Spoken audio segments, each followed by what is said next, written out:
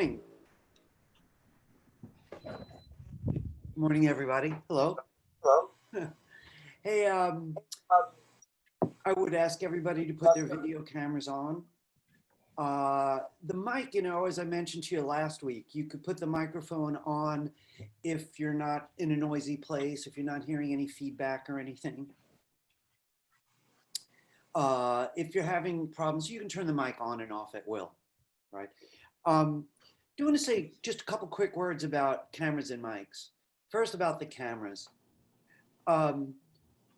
This is a classroom. It might be virtual, but it's a classroom. And the experience of the classroom really depends on us seeing each other. If this was just YouTube videos exclusively, that kind of class would be a different story. But we're supposed to develop some kind of interaction.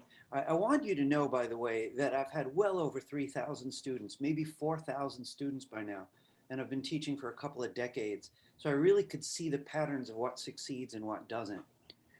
Students who hide, I can't really blame them. I want to hide sometimes. But students who hide typically don't get higher grades. And it's not because the teacher's wagging their finger. It's because they have a disconnect.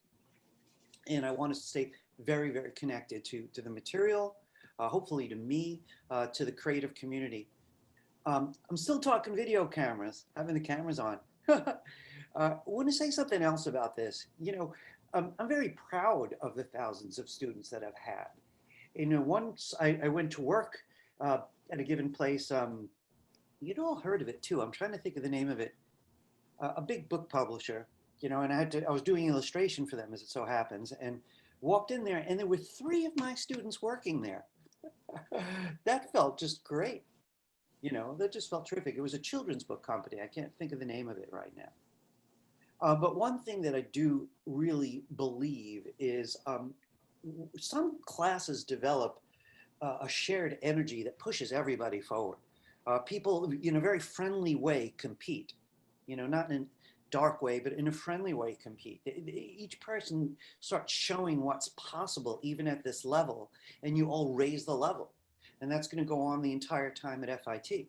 One thing I want you to keep in mind, depending on your major and depending on your future, many of the arts, you wind up working alone. And sometimes that's very nice. I like a lot of alone time, but you get very little feedback, very little interaction with your own tribe. I got to be very honest with you guys, and I like all kinds of people. But artists definitely see differently. And if you want to have a conversation about your work that's meaningful, it's usually, I believe, it's usually going to have to take place with another artist or somebody else devoted to the arts. Where else are you going to have these kinds of transactions? Frankly, to tell you the truth, a couple of my best friends I met in college when I was virtually your age. And like as I said, decades ago. Please keep your cameras on. Okay. Step 2, what about the mics? If it wasn't that there's this weird feedback that sometimes happens in Zoom, I start hearing my voice through your computer, and I would say everybody leave the mics on. Right now, I'm not hearing any feedback. So if your mic's on, you're fine.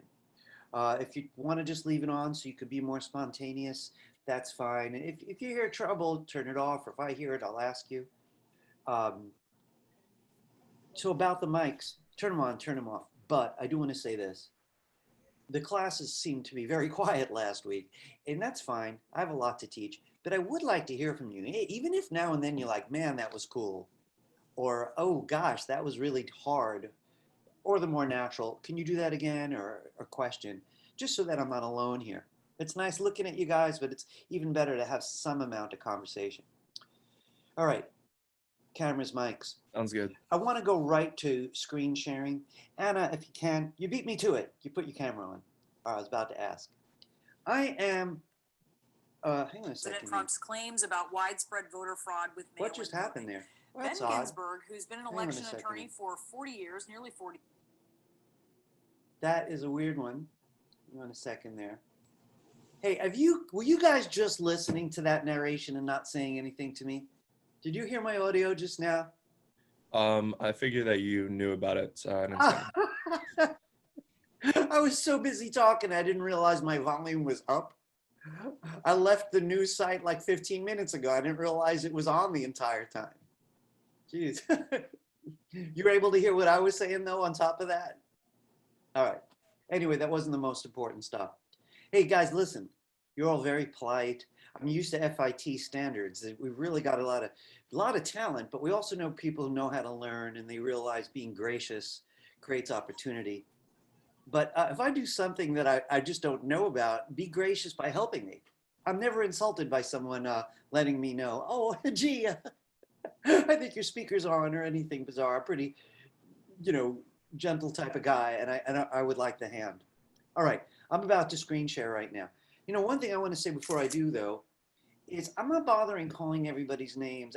I may do that. It makes people feel even more responsible, but the class is kind of large, So I'm just taking a screenshot 5 minutes after class, and that is attendance. So you definitely don't want to be late. I do want to check one thing, though. There's this odd feature in Zoom I can't stand called the waiting room. And right now, all the features are hiding from me. Absolutely all of them. Give me a second here. All right, there we go. Just give me 1 second. I want to check 2 quick things.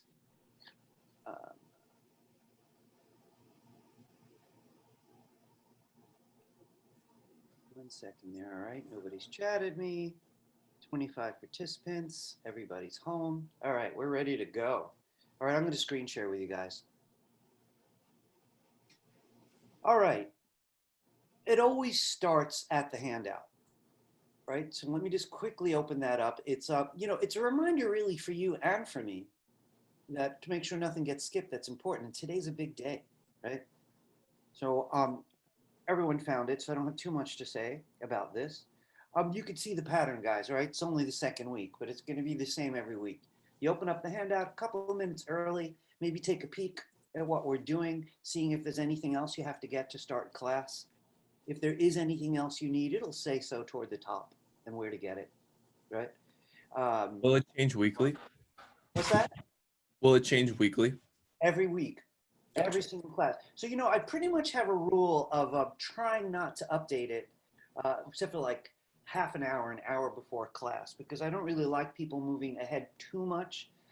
They often make mistakes.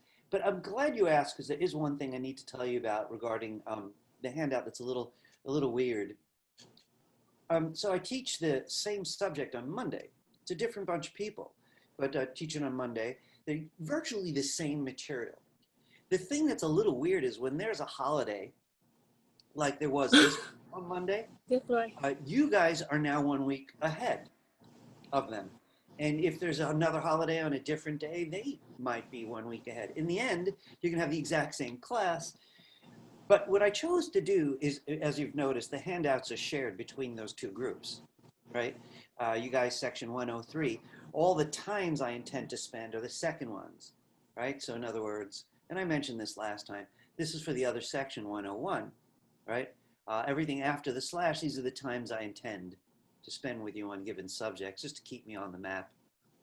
But sometimes, you guys are going first this week, for example. So that means if the other group wants to cheat a little, they can go online, they can look at the handout, they could go to YouTube.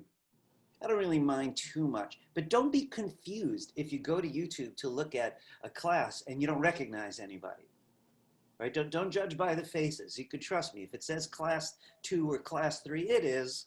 Might be a different group. Didn't make sense to post 2 videos for each subject. It was going to get very confusing, right? So let me say something about the videos real quickly. Our YouTube playlist is going to stay at this link unless something comes up. Class 1 has already been posted, right? And I aim to post every class. Now, I'm not obliged to do that, right? But that's my goal. The only thing is, technical stuff happens. I had a class the other day, different subject. One day just didn't record. Really, luckily, it was all review. So nobody really suffered. But let's see, am I recording right now? Do you guys see, this is the thing that's driving me crazy with Zoom. There's nothing on my screen telling me that I'm recording. My screen, because I'm the host of the party, looks different. Look, Yeah, you are recording. I It appreciate says it. that. Look, if you notice me not recording suddenly and you happen to notice, could you tell me? Because, you know, frankly, what we're going to do today is not super intense, but it's a lot. So if one or two things strike you as intense, you're going to want to go to the video and find it. You know, so that's the really main goal for it. And if you ever have to be out, you really don't want to be. But if you ever have to be out, your best move is to go watch the video right away. So I don't think I have anybody new today because I had a full house last week. But if you are new because of super late registration or something like that, I'm glad you found your way here. Teachers don't always get your email address when you register at the last minute. Happened to my own kid.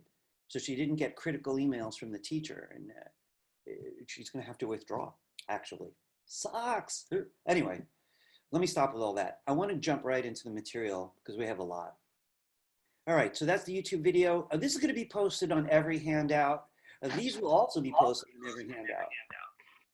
But, you know, frankly, they're always going to be the same. This is always your link to Zoom, and this is always your link to the videos. You know, I'm going to make this super duper short because you guys seem to be very, very equipped. Yes, you need a Mac or Windows. No other machine is going to work, right? That's it. You can't use Chromebooks, can't use tablets. That subject's closed, right? Because it just takes too long to talk about.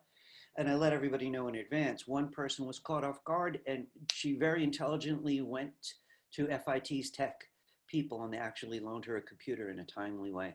If you do have any issues with that, you know, equipment, and you know, you're not even sure what to do, feel free to email me right away. Right? Really, that's okay. I look at them as often as I can. It might not be more than twice or 3 times a week. This is my email address up here, by the way. All right. I do want to say a quick thing, though, about drawing tablets and that kind of thing. I'm not sure if I mentioned that last week. Ali, can you put on your video camera? It's required in my class. If your video camera is broken or something, I'll let you, you know, skip it, but I do need for you to put on your video camera or chat me or email me and tell me why it's off. Okay, about drawing tablets. I learned to use Illustrator without a drawing tablet. All right, I learned to do it with a mouse. As time passed, I find myself using the mouse very comfortably, by the way, and the touchpad on my laptop. A little less comfortably, but not so bad. I also do have a drawing tablet. Now, this class is not going to cover drawing tablets at all, so I'm not really sure it's a big advantage to use one. On the other hand, if you already have one and you're used to it, you know, you could try it, right? You want to say some of the tools will be very drawing tablet friendly. Don't feel like you have to run out and get one. At a later date, I might tell you a little bit about mine. I've used a couple in my life, and I really like my new one, which is an XP pen, XP-pen, kind of cheap. And you see your artwork right on the tablet, which is nice. So you click in tools, you're in Illustrator, you're not looking one way and drawing in another. That's kind of nice. Not required. All right, getting back to machinery. This is the last time I'm going to talk about this stuff, so I want to get through some basics. How much does it cost usually, the tablets? You know, usually, there is no usually, and that's part of the problem. You know, the one that everybody talks about is called Cintiq, and they're $3,000. Who's got 3,000? You know something though? They're flat out gorgeous. I work at another school that has one Cintiq lab. You know, they threw me in there to teach in there without giving me one. So it was very disorienting. So I had to learn how to use it. It's huge, super high definition, does everything you possibly want. Mine was $200. You know, $200 is doable. You know what I mean? Put aside a little money, you know, for a little while, build that up, you can go get one. The XP pen was highly reviewed. I compared the 3 highest review ones under $300 was what I did. And I got mine, and I have to say, very sensitive, rather easy to use. I was lots of wires. Wish it was a wireless thing. The pen doesn't have any wires though, so you could safely draw. Is there a way to connect an iPad as a drawing tablet? You know, there might be. I really don't know because I don't have an iPad. but the question's been asked. I would definitely search that, Adi. And if you find out, can you come back and tell me a little bit about it? You know, in the Yeah, class. I'll look it up. What would be ideal would be to have the iPad work just as a tablet and still be able to use your computer at the same time. I really don't know. It's a fair question. Listen, guys, this is what I I suggest to think you. there is, Yes. actually.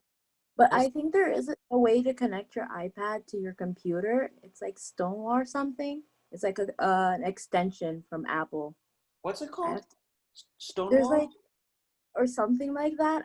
There's a video I can share. I remember there's a video talking about that, like Yeah, doing like a double screen where if you you can think of actually. it, you could pop it in the chat feature for anybody who wants to take a look if you have a link for us. Yeah. Let's see. I'm just taking a note. That's why I'm looking off screen here. Mhm. I have a lot of students that would love that if possible. So yeah, any news about that is welcome. So folks, I'm going to jump back in, but I want to say something to you. Seriously, I learned this without any special tools, and I was doing professional illustration within the year. And I'm proud of that, but I wasn't using any fancy tools. So you're not going to need them either. You may want them, so we'll find out as we move forward. Look, at first it's going to feel clumsy drawing, with your finger, if that's the case, but you'll get the hang of it. By the way, the most popular drawing tool in the program is the pen tool. We're going to take a little while to get there. We're really not going to be ready for it right away. But that tool could care less if you're drawing with your finger or with a mouse, because it goes from anchor to anchor. You may remember last week how anchors behaved. So I use it when I'm drawing on the subway, for example. It's just too jumpy to draw with a pencil, which we're going to go over today. But the subway doesn't care. The pen tool is perfect for that stuff. So there's lots of options available. Let's move forward so we could find out together like what works for you and what doesn't. I wanted to say a quick word about the textbook. So, my whole career I owe to this particular set of books called the Visual Quick Start Guide. I swear, I'm not exaggerating that. All the first books I read, the one for Illustrator, God, did I love it. The one for Photoshop too, were two of my favorites, and many other subjects, Visual Quick Start Guide. I'm angry at Peach Pit Press for not updating this thing in 6 years. And yet I haven't seen a book as good as it. So if you do want to book around to just look up basic stuff, the basics haven't really changed much. I would get a used copy for sure. They're much cheaper. And since the book is a little on the old side, if you're going to get yourself one, remember it's optional. Get yourself a used one. This is how you get there at Amazon if you want to find them there, and you'll see how to buy a used one. I do want to mention though that there is an online user guide, which of course is free from Adobe. And these are live links, by the way. All my links are always live, just to show you what I mean. So here's the Illustrator user guide. I really haven't spent a lot of time here, so I don't want to give it a massive thumbs up, but it's something worth exploring if you're ever feeling lost and I'm not around. All right, so I may not come back to these topics ever again, right? This is support stuff. I promise my class is very thorough. There's no required reading. So it's really more like, I didn't get that in class, maybe I should look it up. That's the way I look at reading. The class is very, very thorough. I want to dive right in. Or let me just say one last thing about this. We talked about it last week. I'm looking at the clock. I happen to be actually very much on time for a change of pace because I'm often late. I just want to mention one more time, what the primary goals are for Illustrator. One thing that's a bit of a challenge to talk to everybody about here is your majors are all different. And some of you haven't declared your major, I learned last week, but they're going to be different. Illustrators, I guess it's sort of obvious why they'd be here. But, frankly, I want to be very blunt. In most computer-assisted art forms, right, to be very wide about it, most of them, you want to know Illustrator because it's incredibly useful. And a lot of people lie about whether they could use it. So if you're out looking for a job and they're like, listen, let's talk tools for a while. What can you use? You say Photoshop. They're thinking, well, everybody gets to the stage where they could use Photoshop. Well, that's like become an expected thing. When it comes to Illustrator, watch people fake it. Yeah, I use Illustrator. Don't be that person. You know, you want to be fluent because you're going to stand out. And the weirdest part is it's easier than Photoshop. But there's a lot of junky classes, I guess, on the subject. This isn't one of them, right? So dive in with me. If you're not an illustrator, are you a cartoonist? Are you an animator? You know, yeah, you really want an illustrator, those people, right? Are you going to design games? You probably want an illustrator there too.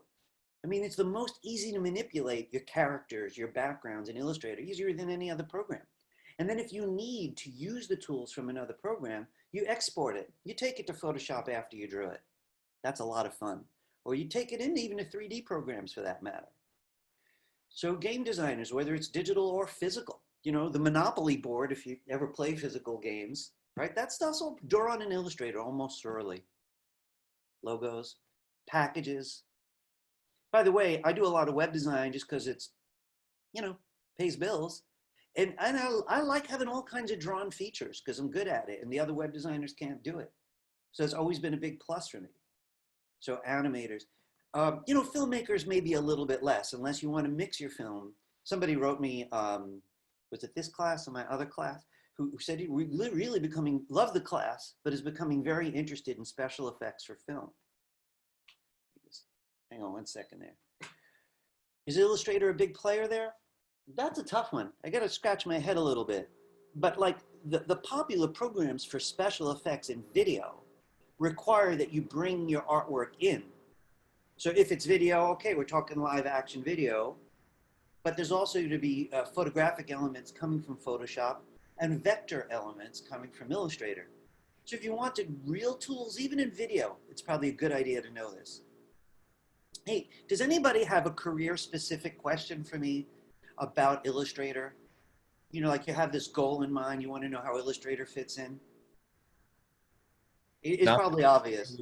Not particularly with Illustrator, but I had sent an email because I wanted to try and set up an email, a meeting An appointment with me. about like career paths and Did stuff. I answer you? Did you No, get not yet, back? but that's okay. I'm sure you're getting swamped right now with all Really? different. Oh, because that I could swear I answered you already, but I got to see what happened to that.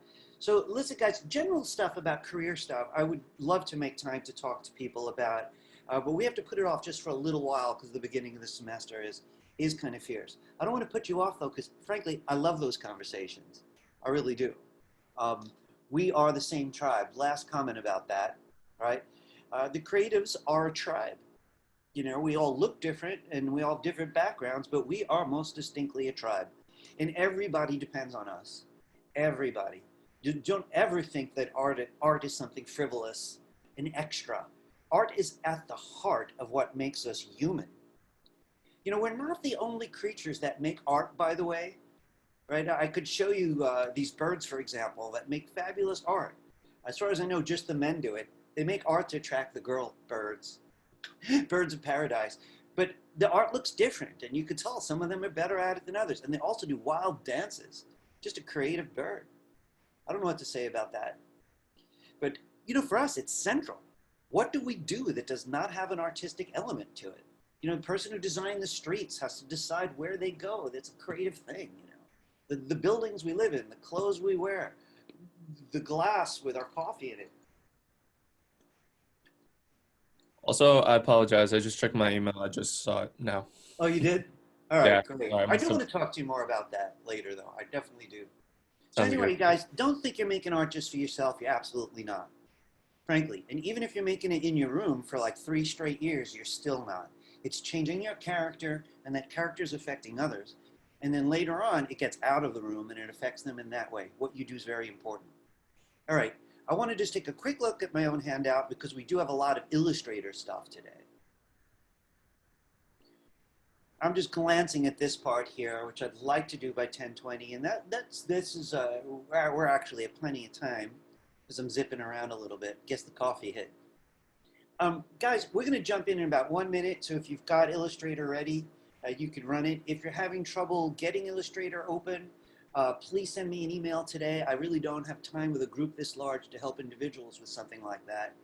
But I can tell you what I know about it if you're having issues with it. You will have to watch and take notes. I recommend everyone is prepared to take notes, right? I'm going to say a lot of things. Some may be obvious, some may not.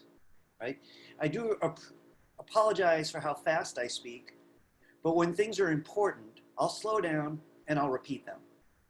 All right, right now this is background stuff. I do want to say one thing, just one more little thing. So some of you guys know me. Haven't taken another class with me. Most of you don't. And I just want to say a quick word about that. I've mentioned to a lot of students, I have a small disability, nothing to feel bad about, but I cannot recognize faces unless I see them like every day, and it has to be for like 4 or 5 months. So it's very, very embarrassing, and I'm not good with names, but I have instant recall for artwork. So it's very strange. As soon as you start doing art in my class, I'll know who you are. And you know your grades are going to be fair. It's going to be based on just that. Because unless I draw you or see you every day. So if you know me from FIT or even another school from another class, I apologize that I've not greeted you. Please let me know at some point. Oh yeah, I took whatever with you. Right?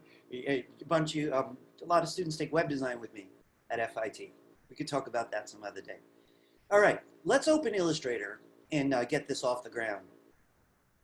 So however you're used to opening programs, I'm going to ask you to open it. I'm going to say something while mine opens. If you know you have Illustrator and something's going on right now that you think I could help, you could ask. If I can help quickly, I will. Otherwise, I'll try to point you to a better place, right? FIT, I've been at it for a couple of years, and I realized in my first year that the level is higher by a long shot than a lot of other schools in the city. I'm not saying this to make you feel good. It's just I've taught at a lot of schools. So I tend to leave some light stuff out that I would go over in detail elsewhere. But you let me know if that's not working out for you. Either right here or send me an email if that's, easier. All right. So here I am in Illustrator, and I want to mention something about this page. I rarely use this. This is called the splash page. A lot of programs have it right now. And if you like the idea, it shows you your recent stuff, or you could just click Create New to start something new. But what I typically do is close it, and I use the File menu. Why? Because all programs have a File menu, so this is the norm. So I'm in Illustrator, I'll do File Menu, New. Please join me. When you do File Menu, New, the layout should look like this. We're going to be using a letter size document, but I could switch to other sizes and see how they're measured. But I'm going to go back to letter size. Now I want to mention something kind of odd about this. I'm getting two. One that's measured in points. No one measures pages in points. That's for text. And this one's measured in inches. But even if I chose this one and come over to the right, you could see where you'd put in custom numbers for width and height. I'd like you to change points to inches. So we've got 8.5 inches wide. We got 11 inches wide. That's perfect. 11 inches tall, sorry. Can everybody click Create? So it's a letter size. Now, what my goal is right now is at a fair speed to go over stuff from last week before we go into totally new area. But to keep it interesting, I'm going to add some smaller features that we didn't cover last week, even mixed with the review. So I want to start with some basics. I'd like for everybody to find the toolbar. It's usually on the left. Yours may be stretched out like that. This is double arrow clicking, or it could be 2 decks like this. I want you to go right to the rectangle tool. Now you could draw yourself a couple rectangles, and you'll notice something. The last one remains selected. I'd like for you to Command Z, or Control Z if you're on Windows, until your screen is blank again. I'm cleaning up so my screen looks a little bit more like yours. What I want you to do is to get the Swatches palette out. Today, we're going to use more than one color source. But a nice thing is I usually keep swatches out. It's simple. By the way, later on, we'll find swatch libraries where there's hundreds of colors to choose from. But what I like about the basic swatches is if you create a color you love, you could save it there. So you could save your own colors to the Swatches palette. We're going to mix it with something more like a painter's palette today, where you can mix stuff. So we're going to juggle a bit. Right now, I'd like your Swatches palette out. Window menu. So the window menu has all of the palettes I'm going to ask for in alphabetical order. I'm going down to Swatches. Now, by the way, if your Swatches is over here, you might want to press on it and drag it back out. Right? You press on the name when you want to drag a palette out. I could always put it back if I want to, if it gets messy, but I'd rather have it out. How was everybody, all right? All right, good.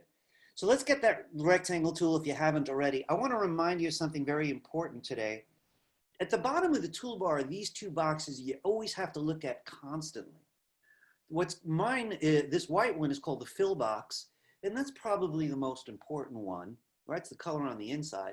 The one that looks like a picture frame is called the stroke box. Now, yeah, I can click to get back and forth, but I use the X key typically on my keypad to switch easily. I'd like you to make sure you've got the fill box in front. Remember, you already chose the rectangle tool. You get in the fill box in front. I'd like for you to go to your Swatches palette and pick any color you'd like to use for your fill. Before you go any further, I'd like you to bring the stroke box in the front. So you could use the X key, or you could just click it. See, the one that's in front is the one that's focused. It's in focus, so you get to pick the color. I'd like you to pick a color. I'm going to suggest a very light color for that stroke. You'll see why soon. So you're ready to draw. I'd like you to just draw a bunch of rectangles real quickly. Oops. Press and drag, press and drag. You'll notice guides show up if you want to keep things kind of neat. Right, then you could actually use the guides, which is very cool. Those are called smart guides.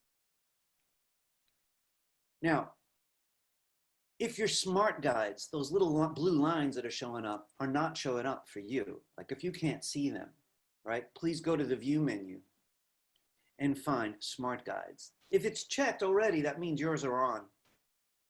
View menu, Smart Guides. It's a cool feature, very helpful. I'm going to click outside because mine's already on. Now, I want to go over a couple of things. The black arrow is pretty simple. I do want to mention something I didn't mention last week. Sometimes you have an exact measurement and you want to type it in. I'm going to show you how to do that, but allow me to say something. My class is an intuitive way of using Illustrator. So I don't like typing in numbers a lot, but you might do it by accident. So I want to show you what it is, right? Let's say you meant to drag with your rectangle tool. You meant to press and drag, right? But you didn't. You actually clicked by mistake. So you just clicked. You didn't press and drag. This shows up where you could type in exact numbers. If that happens in my class, just click cancel and try it again. If you do press and drag, that won't happen. If you accidentally click, this box shows up. Just cancel it. All right, I'd like for everyone to select all, right, and press delete. In other words, clear your screen. So Command A on a Mac or Control A. There is a select menu, but frankly, you do this one so much that you really shouldn't be coming to the menu for it. It's a universal shortcut that works in every program. Command A or Control A and press delete. All right, I'd like you to get that rectangle tool and draw yourself a small one. I want to skip ahead for a minute and I want to get right to that white arrow. Now, last class, we made a city, right? And I think that surprised a lot of people, right? To make a city that fast. And I'm not going to redo that exactly, but I'm going to redo something similar, right? Because I know one or two people, weren't happy with it. Didn't work out yet, right? That's okay. We're going to do something similar in a few minutes. Can everyone switch to the white arrow? Now you want to know the name of this, so you'll notice when your mouse is over it, it says Direct Selection Tool, white arrow. And the black arrow produces these white handles. The white arrow shows you the anchors, and they're usually blue. So with the white arrow, could you click on one of the blue anchors? By the way, could you avoid these odd little circles? They really cause a lot of trouble. I don't really want to use those right now. Once you get the white arrow and click any anchor. And you probably remember from last week that when you click on an anchor with the white arrow, you could drag it. So let's just drag a couple anchors around. I want to remind you, or I want to point out, it doesn't matter what you drew with. Any of the tools, any of them, you could go back with the white arrow and change the shape. And that's why the white arrow is so, so powerful. So there's three things the white arrow can do that matter to us anyway. Actually, does a lot of stuff. But it can move an anchor. Okay, that's kind of easy. It can move a whole path, which we're about to do. And we did it a lot when we made the city. Move a whole path, right? And then lastly, it adjusts curves. We didn't do a lot with curves last week, so I'm going to have to do more, right? All right. So what I'd like for you to do is this.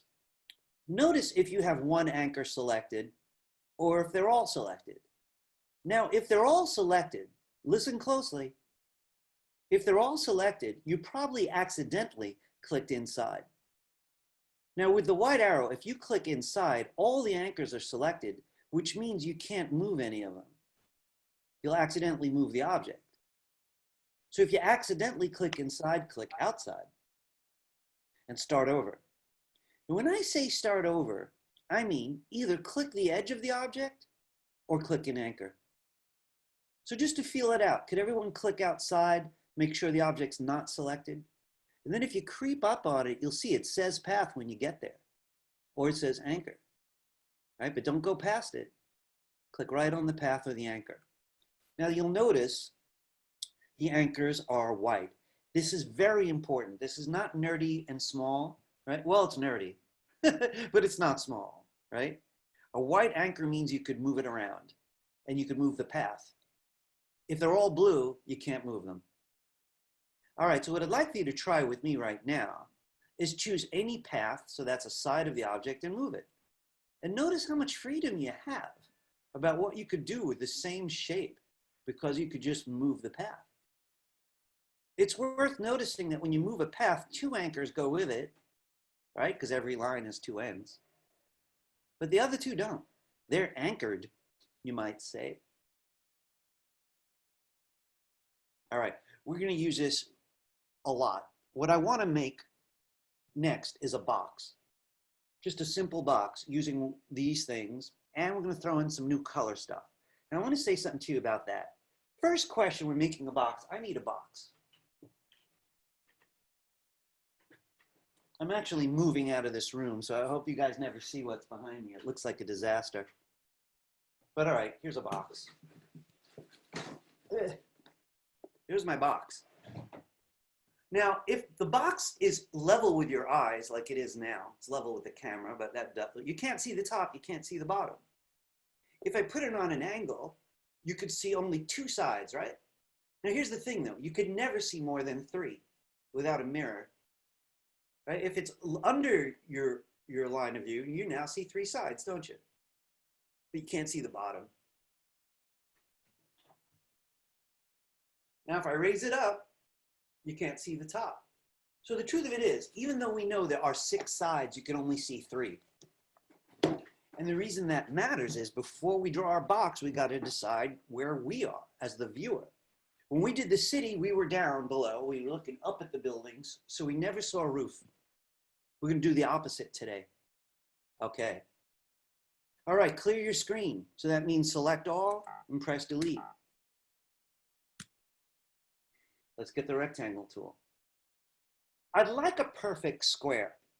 Now, if you want a perfect square, hold down Shift, keep it down, and simply draw. Maybe something about this big, because I want room for the other 2 sides. The Shift key shows up doing a million tricks. It's a great key, and it's the same on Mac and Windows. When it comes to shapes, it keeps them in proportion. So rather, I should say, rectangles are squares, ellipses are circles, if you hold down Shift. Okay, let's get that white arrow busy. Now with the white arrow, you could see that all my anchors are blue, so I won't be able to do anything, right? I could click out and come back, but it's just as good just to click any anchor. As long as any of them are white, the white arrow comes to life. So please click an anchor. Be sure that only one is blue. It doesn't matter which one it is. And the other three are white. All right. Look guys, I'm sorry to keep repeating myself. It's just that if we get a good start on this, we can fly, right? This is essential to everything I'm going to teach, right? So you have to know the difference. This won't work. This will. I'd like for you to take this side down and move it in a bit and imagine the rest of the box we're going to make. So listen, I want to tell you one of my first Illustrator jobs. I wanted to learn animation pretty bad. And I knew somebody who did Flash, which is now Adobe Animate. And he was working for a gambling website and needed me to do the drawings. And my first job was to draw the dice. And then we were just going to animate them in Flash, have the dice roll around. It came out great, by the way. So this is the exact steps, really, exact steps. All right, does everybody have their first side in place? So the black arrow and the white arrow can both make copies of objects, right? Any selection tool. And to drag a copy, which is what we want to do, right? You hold down Option on a Mac the whole time, or you hold down Alt on Windows the whole time. So let's hold down Option or Alt, depending on your computer. Keep it down, press in the middle and drag this. Now don't let go of anything yet. Keep Option down, keep your finger down or your mouse down. I want you to line them up so they're exactly back to back. Now when you're ready, you let go of the mouse first and then the Option key or the Alt key. You're going to want to drag copy a lot. Mac people sometimes call it Option copy or Alt copy on Windows. We're going to use this a lot, right? Did it work? I'm going to stop asking every step. I'm going to count on people turning on their mic and asking me if it doesn't, right? Don't be shy. All right, here we go. So the next thing we want to do is bring this side up, but all the anchors are blue. So it's the same routine again. I could click an anchor, right, to let the direct selection tool know what I have in store. Then I'd like you to take this side very carefully and drag it up. Hey, use your imagination. Does that feel right? Does that feel right? You know, until it feels right, right? We're looking for another side of the object.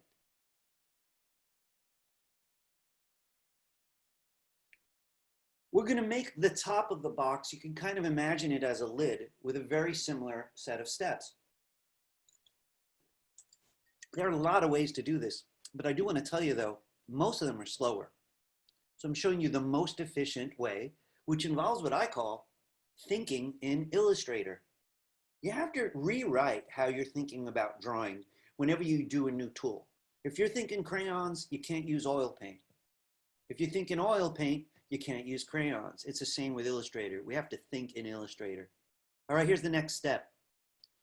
I want to hold down Option and press and drag this one until this edge matches. Now I need to close that lid up. The reason I'm making the copies is so at least one edge is done, right? And I know the anchor points are in a useful set of places. So I'm making copies knowing I'm going to alter every copy. You may have figured out what the next step is already, right? And here it goes. I need to move this edge all the way to here. So to do that, I can't try it now because the whole thing's going to come. Oops, I'm going to Command Z. So I have to click an anchor. So the white arrow knows I'm going to transform. Then I take this edge carefully and I close the lid. Can you repeat that again, please? Absolutely. I'm going to do the whole thing, but very quickly, right? With a little less narration, right? So I started with my rectangle tool. I picked some colors. I liked a square, so I held down Shift. Then I switched to the white arrow. The white arrow can transform shapes. The black arrow cannot. So with the white arrow, I had to click an anchor so that it knows I'm transforming. If all the anchors are blue, it says, give me the whole object. But I want to transform it. So I click one. Then I chose the path by clicking on it and dragging it down. Now, every time I want a copy, Any of the selection tools work, any of the arrows. I'm going to stick with this one then. Hold down Option or Alt, press and drag, but I'm not going to drop it in a random place. I wanted the corners to touch. This is going to be the corner. You let go of the mouse first, or the touchpad, then the key. Now look, you can interrupt me if I bump into the thing that was problematic, right? Otherwise, I'm just going to, continue through this little demo. Whenever the anchors are blue, I could move it, I could change color, I could delete it, but I cannot transform it. If I want to transform, I click an anchor just so that the others turn white. That's just letting the program know what I want. I know I want to transform. And the transformation is I want the outer edge brought up.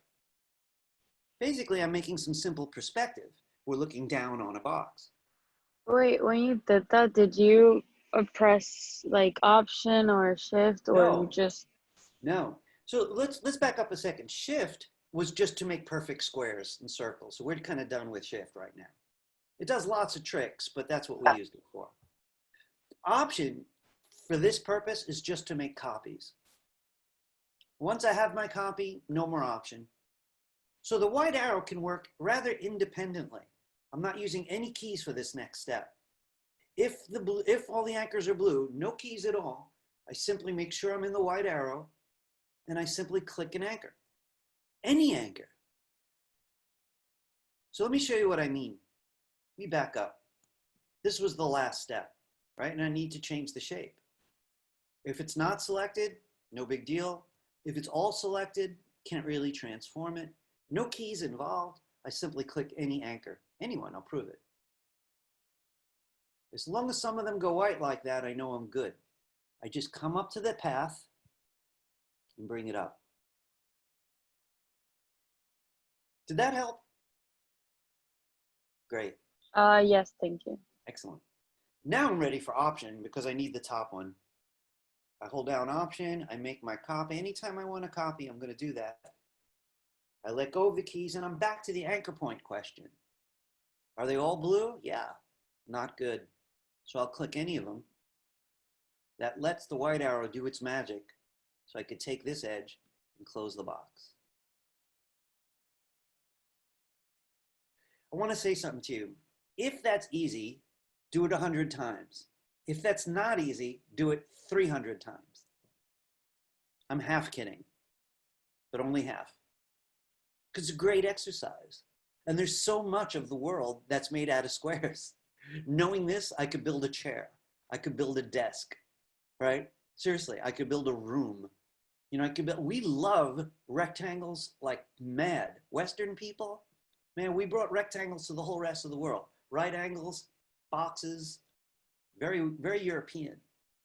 The Native Americans thought we were nuts. They were like, they don't understand that the circle is the essential shape of the universe. That was the Native American opinion. They were like, why would you put a tree in a box?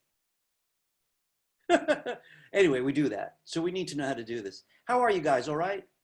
Anybody have any box-related question or white arrow stuff? No, I'm good. I want to go over some color with you guys. I want to add stuff that we didn't do last week, all right? So we're going to compare two color palettes, my two favorite, and we're going to mix them, right? So I'd like you to make sure that your Swatches palette is out, right? So if it's here, please press on the name Swatches and drag it out. If you can't find it at all, please go to the window menu and choose Swatches. Drag it out. I want to ask you to get another palette, right? So I'd like you to go to the window menu. And this palette's called Color. Now there's Color Guide, there's Color Themes. They're all really cool. This is the best. Let's choose Color. Again, if it happened to be over here, drag it out. Listen, guys, I want to spend maybe 3 minutes on palette management for a second, right? One cool thing this semester is you're working on your own computer, or most of you are. That basically means if you set up Illustrator the way you like, it's going to stay that way, which is great. You know, you go to a school lab, it keeps resetting. So I want to show you 2 ways you could set up your own super palette for color, right? We may add to it later. Watch this. I could take the color palette by its tab and drop it right in here. This little blue box shows up to let me know it's going to work. Boom. And now I can go back and forth between these 2 palettes. That's pretty good. I could drag it around by the gray bar on the top, put it where I want. Next time I open Illustrator, it'll be out. But there's something else, so I'm going to drag it back out. I'd like you to try this with me, right? Drag one of them back out. That's called grouping, but I don't like that word because we use it to mean 100 different things, right? But we call it grouping, grouping palettes. I want to show you what docking is like. Look, folks, if you love making art, you have to show love to your tools. And that's done differently depending on your style and your thinking in life, but you can make more art more creatively, faster too, if your tools are organized. Otherwise, you just can't. Right? So I want to show you this. I like to dock it. Watch this. I'm going to take color palette by its name, and I'm going to come to the bottom of the Swatches palette until I see this thick blue line. So not this one, right, where it all turns blue. I'm coming to the bottom with just the blue line in the bottom. I'm going to drop it. What that means is now they travel together and I can see them both. If you like the docked version, leave it that way, right? I am going to mention a couple quick things to go with it. All right, 1, if you double click a tab, you close the palette. Sorry, can you, how did you put it together? Can you repeat again? Sure, no problem at all. Here I go. If you want to combine palettes but not in a group, you want to just connect them, you take one by the name, this is color, to the bottom, and you keep going until you see a thick blue line. Then you let go. Now they're docked, and you should be able to move them around together. I have a question as well. Yes. On the top right corner, like I see that you're in essentials. I'm in typography. Does that matter? Oh, that does matter. Good question. I really appreciate that question. I really should go over that at the beginning of every class. Appreciate it, Miles. Guys, do you all have this feature up here? These are called workspaces. Now, if you can't find this feature here, go to the window menu and find workspaces. A quick word. So Miles is in typography, which is pretty interesting. It basically means it can take out all the tools for typography. Whatever tools for web are here. But I like, since I'm a multimedia person, I kind of use all the tools. I mix around a lot. Right now we're going to essentials. And we're going to start with essentials in this class. Later on, we'll see if it's better for us to change our workspace. But right now, you probably want to be in essentials like me. Just different arrangements, and you could change it anytime you want. Okay, I want to go over quickly, though, a little bit about those palettes. Sometimes, you know, there's over 100 palettes. You can't leave them all out. You'll go crazy. So eventually, you figure out what the ones are you use them most, and you organize them. The others, you take them out only when you need them. Something I do when it gets cluttered, though, is I double-click a palette name to fold it up. And I'll double-click this one, too. Each time you double-click some of them, they might open in different sizes. So right now, I'd like you to open them up all the way. This is the whole Swatches palette. This is the whole color palette. Did you find them both? So listen, guys, listen. If yours are not organized the same way as mine, forget about it. Not urgent. Cool, but not urgent, right? Let's get to using them, right? I want to show you the best way to use these two palettes together, right? Okay, I'd like you to click on this side. I want you to bring the fill box to the front because I want to change that fill. Now, in your head, I want you to imagine the color of this cube. Now, when you talk to most folks, you could say, oh, it was a green box, you know, for example. But you know that the three sides are not the same color. So we speak in generalities, right? So I want you to choose the color of your box, but choose a light color because the light is hitting this side. The whole idea is the light's coming from this, coming about here like the sun would, but coming from the upper left. So I'm going to choose this one, bring the fill box in front, and I'm going to start with a color that I think I might want. Now here's where it gets interesting. What I want to do is, one, I want it to be a perfect green, but I also want it to be much lighter than the one that I have because it's going to be the light side. So what just happened? As soon as you chose a fill color, the color palette knew it, and it's showing you the 4 colors that are being used to mix it. Now the only thing that I need to say is, are you all getting 4 sliders, C, M, Y, and K? If you're not getting 4 sliders, could you let me know somehow? Wait, I think I have RGB right now. RGB. Miles, you're very helpful to me. I want you to know. Mine just shows the colors, like the little thing at the bottom, but not the sliders. So, okay, so first off, if you're only seeing that, double click the word color or use these little double arrow, this tiny double arrow next to it. You should think of that as a window shade, right? This is half drawn because I could get colors from here, but I want it all the way open. So you might have to double click it till you see this. So first off, Adi, did that help? Yeah, now I have RBG. All right, now about that. By the way, our BG is Ruth Bader Ginsburg, who's a wonderful senator in the White House. Hey, we're talking about RGB, which is red, green, blue. I want everybody to join me for a second, though. This is important. On your color palette, I want you to notice this. These 3 lines, it's called a Hamburger Menu. Many of the palettes have one, but you want the one on the color palette. Could you click it? I want everyone to choose Cmyk. I'm going to spend a minute for this subject here. If your whole career was screen-based, movies and animation, you're going to probably want to learn more about RGB because that's all light-based color. And today's not the day to talk about it. We'll talk more about it later. Cmyk is the most common print-based color, sometimes called process color. And what is the process? 4 inks being mixed. You can get a lot of colors with 4 inks. So we're choosing Cmyk, standard print, because this is what RGB looks like. We don't want to use it. I'd like you to click here and choose Cmyk. All right, we good? So here's the idea. The Swatches palette, you picked a color, right? Because it was convenient to get started. But now you want the perfect color, right? So you can use the color palette to perfect it. And this is how that goes. You come over here. First, the object has to be selected, right? We're working on the fill, so the fill box is in front.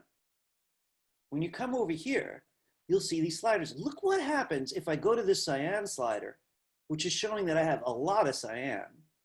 And I just click a little to the left. Less blue. Cyan is a kind of blue. Less, less. If I go to the magenta slider, a kind of red, I could add more, or I could take away more. You could drag the slider, or you could just click around on that one line, the magenta line. Of course, yellow is a big player in what was an orange box, right? And I could change the amount if I want. And there's also some black down there. I'm going to take the black out. And let's see, I'm going to raise my yellow a little. Now, here's something else I want to tell you about that. If you just feel, I just don't know what I want, I need to play a little bit more than that to know. That's fine. I want to show you how you would do that. Do you notice how the sliders are sort of showing you what they would look like if you click there? Like this is greener. This is redder. I could see it. This down back here is almost gray. So I want this to be light green, so I'm going to click about here. So I can keep changing it as much as I want. Okay. That's how you change a color.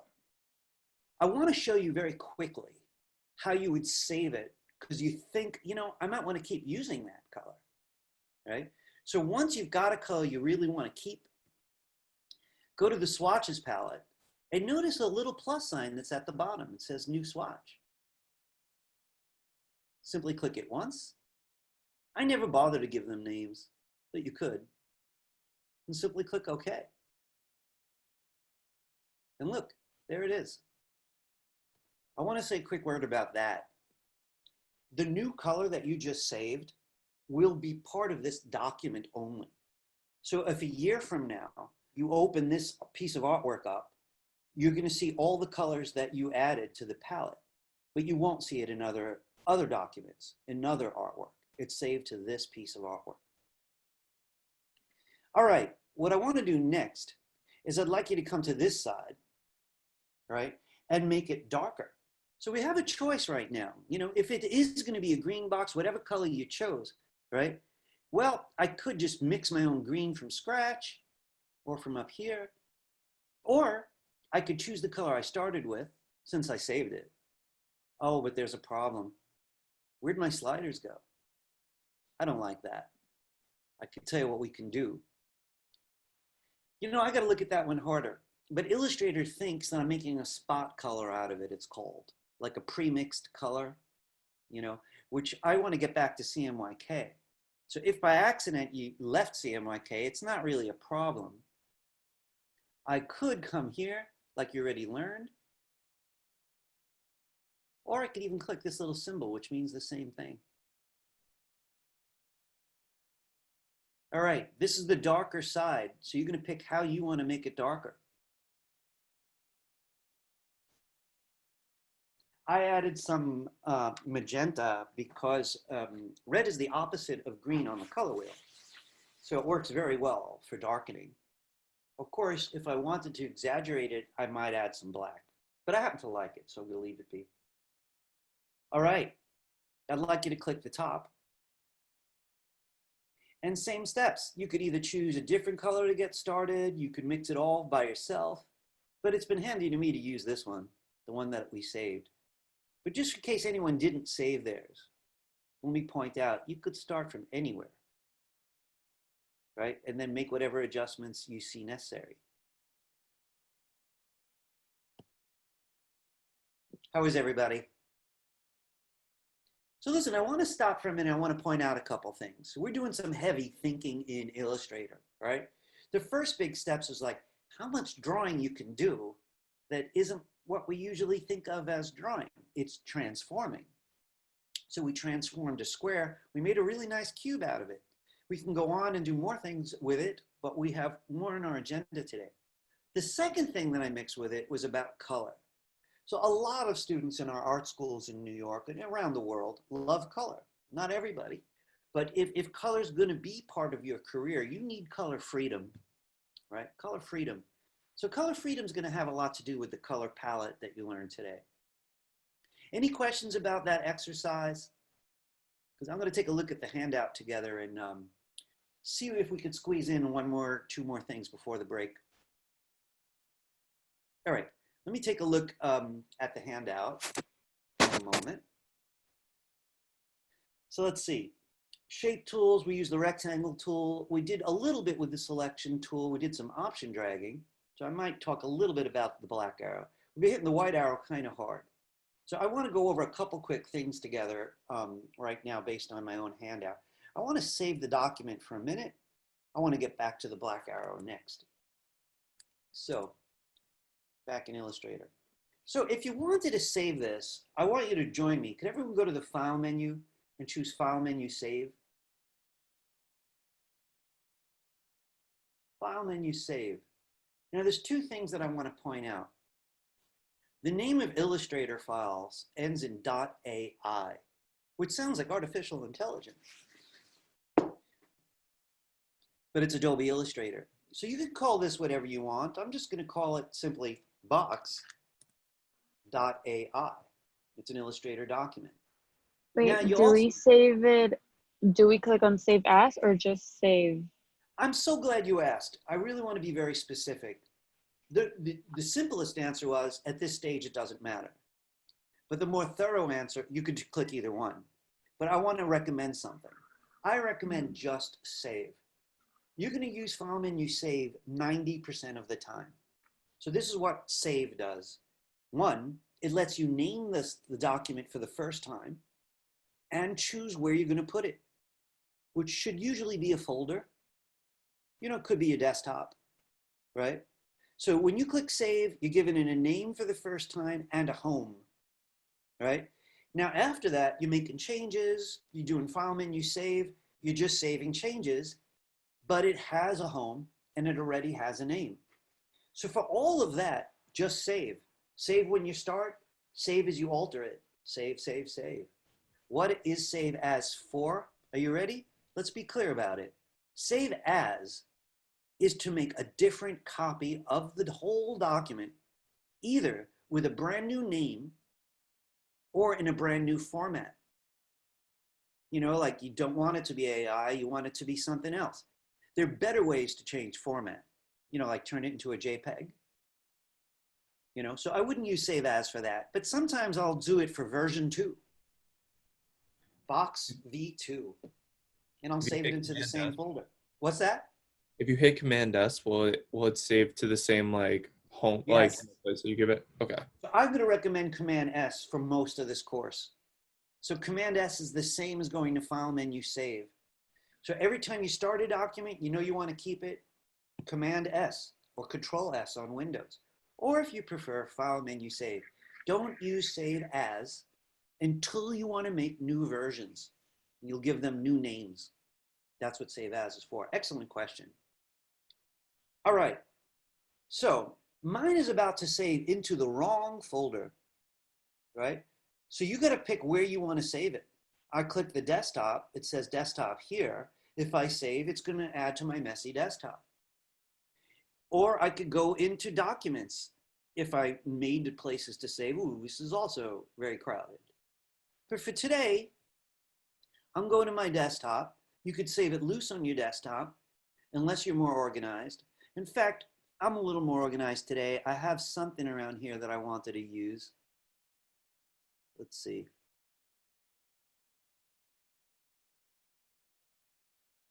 You know what? I think I am just going to save it loose on the desktop today. Is that a good idea? All right, for today, it's all right. So you just click save. Illustrator option shows up. You hardly ever change these, or maybe never. So just click OK. So if you notice, you now have a name on your tab. And anytime you make a change, you could do Command S or File Menu Save again. And you don't have to give it a name or a folder. It knows where it lives. Okay. I want to do some black arrow stuff really kind of quickly. So the white arrow I focused on because it's harder, really, to be honest with you. And I need us to start thinking like digital illustrators, right? So I just want to do a few quick tricks with the black arrow. With the black arrow, so get the black arrow, you could click one shape. Join me, please. Black arrow only. You could hold down Shift and click another side. And you could click a third side if you like. And this way you could drag it around. So I'm going over multiple selections. The black arrow clicks one object by nature. But after that,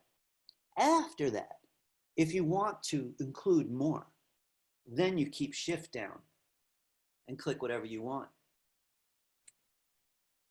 So for example, maybe I don't want that thin yellow stroke.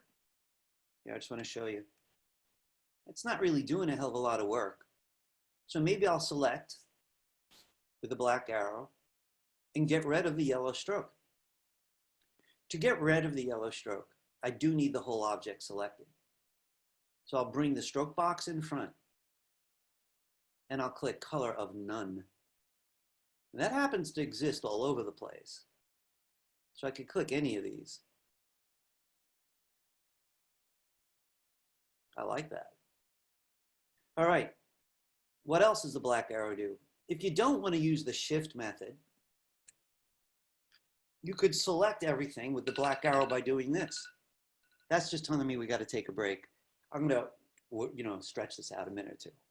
With the black arrow, if you start outside, you could press and drag. If you touch three shapes, you selected them. So again, you'd start outside, press, press, press, and drag. This is only going to get 2.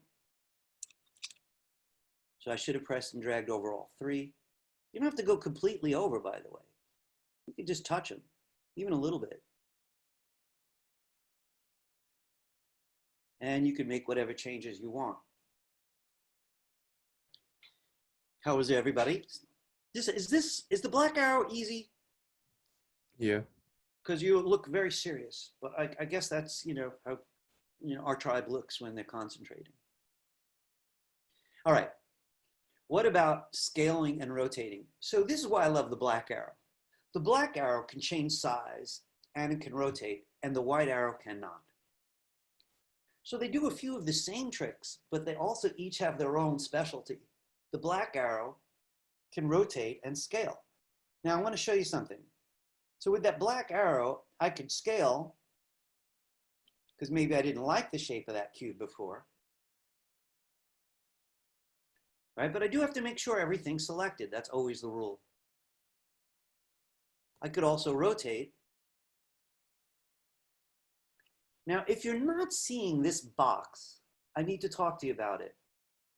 I think it used to be on by default, but I'm not sure it's on automatically in Illustrator anymore. You have to turn it on, right? It's called the bounding box, and you get it from an unlikely place. View menu, bounding box. So this will hide it, and the black arrow is sort of disabled. So I'm going to go back, view menu, show bounding box. It's the bounding box that lets the black arrow change size and rotate. By the way, if any of you are just learning English, bear with me. The word scale is important in art, scale. So scale doesn't just mean size. It means relative size, compared to what it was or compared to what was next to it. Artists really like big differences in scale. We want things to be, small and other things to be large, because it's more interesting. Frankly, the scale isn't interesting here. I want one of them to be huge. So we really got to understand scale. All right, I want to drop the black arrow. I think that's enough black arrow for right now. I want to just take a quick look at my handout, see if we can take our break yet, because I'm trying to train myself to take breaks. I don't usually do that. I'm going to squeeze in, I think we'll go to 10:30 and then we'll break. That's fine. All right, I want to show you something new about getting around your document called zooming, all right? And then do just a dash more review also. So about zooming, I want to say something to you. When I'm at school, I watch the artists in the lab, all the artists. I got my 25 students in a room, and there's always a couple people who do this. They're working like this. Their face is right up against the computer. It's even weirder on Zoom. Why? Because they don't bother magnifying anything. They're putting their face up because they can't see what they're doing. They're like, what's this? That's crazy. You can't do that. You have to zoom in and zoom out. So I want to show you my two favorite ways of zooming in and out in this program. One we tried last week, one we did not. So, give me a second. All right, I'd like you to select your box. So you could do it either of the two ways we learned. The black arrow is a little bit easier for this than the white arrow is. Now, when the right object selected, Command plus is fantastic. It zooms in on that object. I want to prove it. So you don't have to do this part, but I just want to show you something. Now I got a bunch of objects, but this one's selected. So Command plus goes right to it.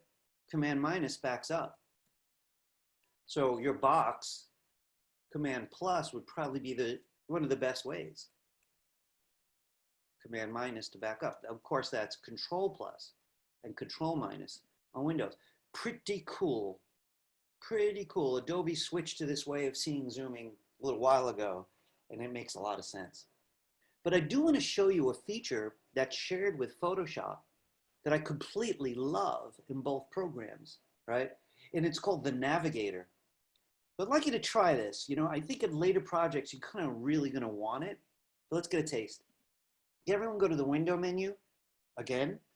It's all about the window menu. Alphabetical order down to N for Navigator. Here's your Navigator. This tool has changed a little bit from the way it used to look, but that's okay. So with the Navigator, you'll notice there's a big red box that shows up and these two little mountain ranges. And this one here says zoom in. Click it a few times. Now you'll notice the page zoomed in, but the red box is showing you what you're looking at. So let's zoom in even more. Now, if you wanted to work on the top of your box, you could press in this red box. So we're talking about the Navigator. Because you zoomed in so far, the red box is showing you where you are. You could press the red box itself to move around.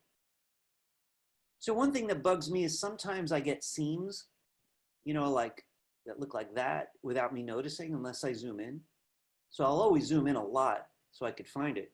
Look, right? I wouldn't know if I was way far away from the document. So I get very close. I'll move this around. Let's say I was here. Oh, no, no. Oh, wait a second. Look at that. And I could fix it. So in short, this zooms in. This lets you move around the page. This zooms out.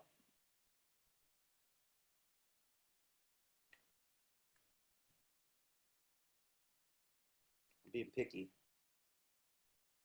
The Navigator is an option, not a requirement, right? Folks, for those of you who take notes, I want to throw one more option at you. Again, not a requirement. It's about the space bar on your keyboard. I want you to try something with me. Hold down the space bar on your keyboard. See a little hand shows up. Then press and drag. That's pretty handy to move your document around. So sometimes I'm very zoomed in and I just want to move a document around by hand. I hold down the space bar. That's, you know, the Navigator's got the red box, which is just about the same. But if your Navigator's put away, sometimes you just want the space bar. All right, I want to get back to cool stuff. But I want to just say two keyboard related things before I drop this particular subject, right? The space bar is helpful. You really should know it. It works in almost every Adobe program, right? And it's a standard. Most designers and artists know it, space bar. Command 0 is definitely worth mentioning. So I'm going to show it to you. When I'm zoomed way in, sometimes I get lost. You know, maybe I'm just looking at empty white space even. The view menu has these options, but it's just too slow to get at. Zoom in, zoom out. Fit artboard in window is Command 0. Thing is, you do this so often, you probably want to memorize it. And Command 0 shows you the page. You're going to need to zoom in and out a lot this semester. And every now and then, look at the whole page. Make sure that that beautiful eye you just drew actually fits the face. You know, Command 0, right? All right. I probably should give you a break. Let me I would like to just finish this first half of our material. All right. We're going to do one last thing that's on our little before break list.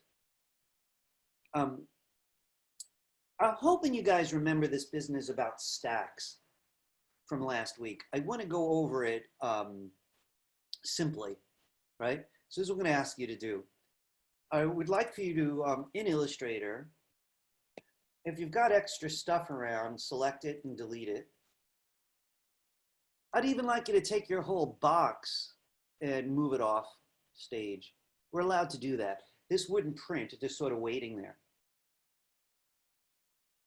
And then I want you to get back to the rectangle tool. This is what I'm looking for. I want this. I want this. You notice this one's narrower?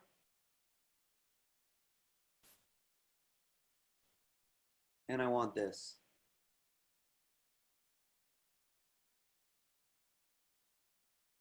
I want you to take this top one and get the fill box in front and make it black. I'd like you to get the second one. Remember, this is narrower, and make it blue. Now, to be honest with you, I don't mind if they're different colors than mine.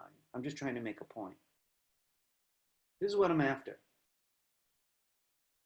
If you missed all that, this is all I'm saying. Hang on a second there. I want a box. I want a narrower, taller box, and an even narrower, taller box. But they need to be 3 different colors. So afterwards, I get the black arrow, and I'm choosing colors. So it doesn't really matter too much what they are.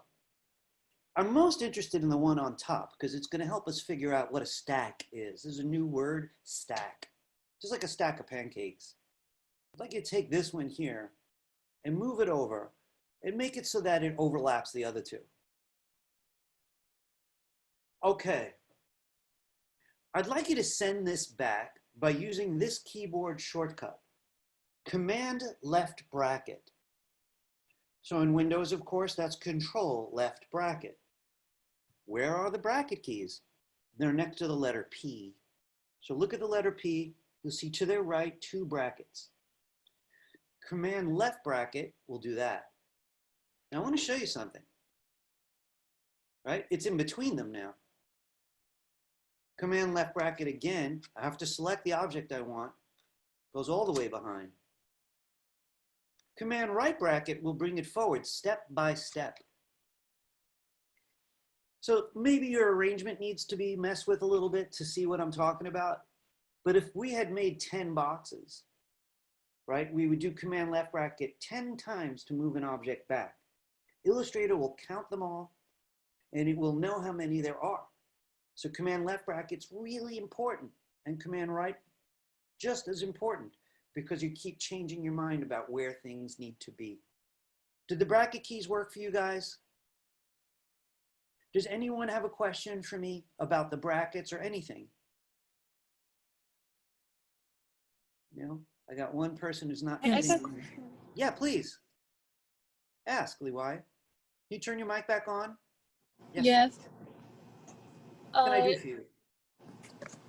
I can find that I use like command and right back and little p and All right, not the letter P.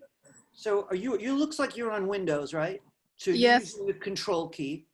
Look to next to the letter P. Go to the letter P, but just That next one? to it, on the right side of the letter P. Well, guys, is anybody else? Liwai, you're gonna need to screen share with me. Can you join me for a minute? yeah. So give me a second here. I'm gonna turn my share off. Right? And I'm gonna ask you to click the green share screen option and choose screen.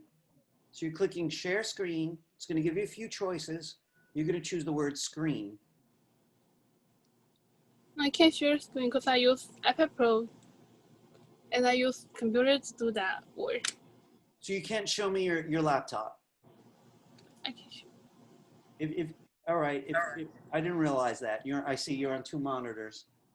So I wanted to see what it looks like. But all right, that's fair enough. Don't screen share. That's fine, right? You have to find the bracket keys yourself. If your keyboard is not in the same order, you just have to find the bracket key, right? You know, so you have to look for it. Do you know what a bracket key is? Yeah, you're looking for this. I'm going to draw it for you.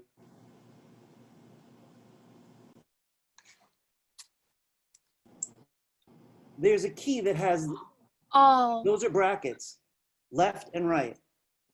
Okay? okay, got it. All right, no problem. So guys, Thank listen, you. we're going to take, that's not a problem. We're going to take a 15-minute break, right? So it's 10, let's say it's 10:35. We're going to start at 10:50. Yes, at 10:50, all right? So guys, don't be late because we're going to cover a lot of ground, right? We just did a pretty healthy review, right? And look, if you're getting this, feel great. If you're not, keep your head. It takes practice. You know, it just takes repetition, all right? So guys, at 10:50, make sure that you're back in the room. I'll see you all then.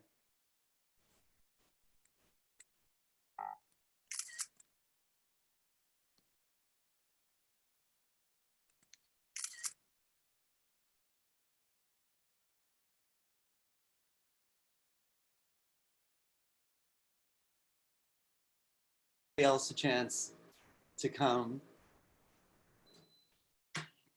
Gosh, I love this stuff. You know, I teach a lot of subjects. I have a big appetite artistically, and I think a lot of you guys do. But something about Illustrator, I just can't really get enough of it. You know, once you get the hang of it, it's just such a great way to think visually. You know, it's just, like I often say, fast, and it's not like I'm in a rush or anything, but I do like to get my thoughts out in a useful visual way. So Illustrator has all these practical uses, there's no doubt, in the industry, but as individuals, it has that extra advantage of just helping you think visually. All right, folks, we're all back. It's 10:50. I'm glad everybody's putting on their cameras as they arrive. And I'm going to move forward. So, you know, one thing you could tell about this class is I cover a lot of ground. And as we move through the semester, those early lectures, they get shorter, at least when it's about computers and stuff that isn't art making. You know, I will be giving lectures about art making, but most of the time you're joining me. You know, you're just creating. So you always want to be on time. You always want to be as ready as you can possibly be. All right, I'm going to share my screen again. And I'm going to go back to the handout, which is, you know, a very grounding thing for me. And I hope it's helpful for you too. Let me get to my browser though. Give me a second there. All right. So, you know, we actually covered the Swatches palette and the color palette today. The color picker is my least favorite, so I'd like to come back to that another day. What I want to talk to you about is the pencil tool and layers. The pencil tool, I really want to talk up though. Gosh, I love the pencil tool, and the pencil tool is so underestimated that I could hardly believe it. And I want to tell you something. I'm always talking about art and creative satisfaction, but I want to talk about money for a minute. You know, I was working for some company. They needed maps for children for a bunch of kids' books. So they went to child-friendly maps. So I don't know the world by heart. So naturally, I just went out. I bought myself a book of adult maps and scanned them. And I brought them into Illustrator. And in Illustrator, I redrew the continents and their borders and the lakes and the mountains in my style, in a style that would befriend kids, all with the pencil tool. You know, the pencil tool is just closest you're going to get to drawing, but traditional drawing, but different in some very cool ways. So let's check it out. All right, if everyone would join me back in Illustrator. If you want to save stuff, you can, right? But if you know, let's just leave it out. Could everybody join me? Let's in Illustrator, let's go to the File menu and choose New. So Illustrator lets us work on several pages at a time. We're doing File menu New. I want to choose the exact same size as we did before the break, which is a letter-sized document measured in inches. And just click Create. All right. So about the pencil tool, I'd like for everybody to join me. You know, my pencil tool is hiding currently. So yours is probably also. Again, remember, I'm in a workspace called Essentials. Let me just move this over for a minute. Called Essentials. And apparently this particular workspace hides the pencil tool a bit. Could you find this tool that looks like a brush? Press on it. Keep the mouse down on it or your touchpad down. You notice the paintbrush hides the blob brush, which is kind of interesting, and the pencil tool, which we want to focus on right now. All right, so this is the pencil tool right here. All the tools that have a tiny triangle in there are hiding other tools. So you'll see some of them hide quite a lot of tools. Right? So mine doesn't have the pencil, it only has the blob one. When you press on the paintbrush, you're not seeing pencil? No, it only says paintbrush and blob brush. All right. Do you know what workspace Same you're in? here. Are you in Essentials? Yeah. You sure? Mm-hmm. Window menu, workspace, essentials, and you're still not seeing the pencil tool. All right, I want to check with everybody. How many people are if you're not using the pencil tool, can you give me one of these? Just want to see if it's common. 1, 2, 3. Oh, a bunch of people. All right, I was afraid of that. Let's see if we could fix it. Adobe are leaving some of people's favorite tools out, and you have to go get them yourself. And it strikes me as a big bother. They're very proud of it, but I don't like it. So give me a minute and let me see what I can do. I do believe we clicked the 3 bottom of the tools about this. Please press those 3 arrows. I think I found it under So you something look, else. the 3 arrows at the bottom. Really, where did you find it? I'd like to know. Can you tell me where? Under the square, I have a shaper tool, and when I press that down, I found a pencil tool. Hang on a second. Shaper tool, and underneath that is a pencil tool. Hang on a second. Yeah, my toolbox doesn't really look exactly like yours though. No. So, But you it know, might be like an update or something. But underneath the shape tool, there's like a circle with kind of a pen going through it. And then when I held that down, there was a pencil tool. Yeah, I just saw that and it worked for mine too, like that. yeah, so I'm not seeing that particular thing in the essentials arrangements. I can share screen if you want. So, you know, so when you get screen, you click the green share screen, and then it gives you a few choices. Choose share screen. It's the most flexible. Can you see it? Yes. Okay, All right. so right here, I clicked it down, and then it's hiding the pencil underneath there. tool. So could you, I see you're also in Essentials, so that is kind of surprising that the rest of us are not seeing it. All right, that's okay. All right, you could turn off the screen share, but for those of you who have the same arrangement, I hope that helped. You could find it that way. This is going to be a little bit of a nuisance for us this semester. All right, I'm going to screen share again and come back to my screen. I'm going to do it the other way, which again, I'm not saying it's any better. But at the bottom of the toolbar are 3 dots, and if you click it, there's a little scroll bar. The gray ones are tools that are on the toolbar. All of these other ones are the very, very many tools that this program had. A lot of them are a little bit silly. So I'm going to focus on, you know, the most useful tools that I could find. Now, right now, I'm scrolling down, and I'm looking for the pencil tool. I see a eraser. The pencil tool here is telling me that it's out currently, but it isn't. So give me a second here.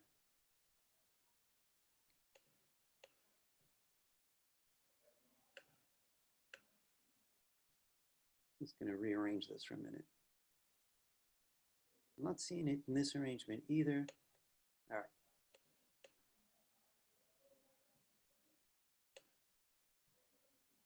right. Oh yeah, mine's here. That's right. I forgot to mention. So let's say, you know something, guys, could you do an experiment with me? I'm kind of curious about it.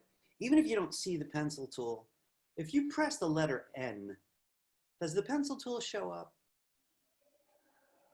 Probably not, but I'm kind of curious. For me, it does. So it's usually a shortcut if you have the pencil tool out. I was kind of wondering if it would just bring up the pencil tool if you didn't have it. So I'm going to try something here for a minute and just see how this works. Give me a minute. This is a new problem. So your kindly tour guide here is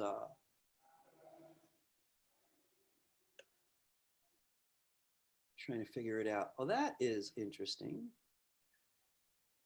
Guys, let's try one more thing together. Okay, and we'll figure out if this has value for all of us or not. At the bottom of the toolbar, there are those 3 dots I mentioned.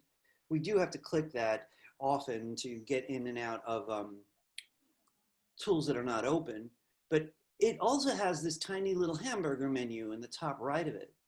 So after you click those 3 little dots, if you click here, could you switch yours to advanced instead of basic? We're going to ask for the advanced toolbar. a second, I just put my toolbar away. I've just learned a couple new things, so give me 1 second here. There's no way to keep up with it because the program changed. So advanced? Yeah, you know what, guys, yes, advanced, choose advanced. And I just found another way to choose advanced, which is from the window menu, toolbars. It looks like we were all in basic, which looks like that. Oh, now I'm seeing I was in advanced, so maybe that's why my pencil tool was somewhere else.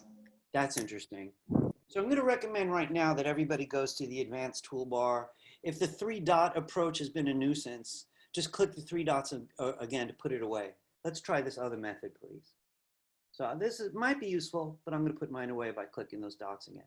I'm going to the window menu to toolbars. And I'm not going to accept basic. I'm going to go to advanced.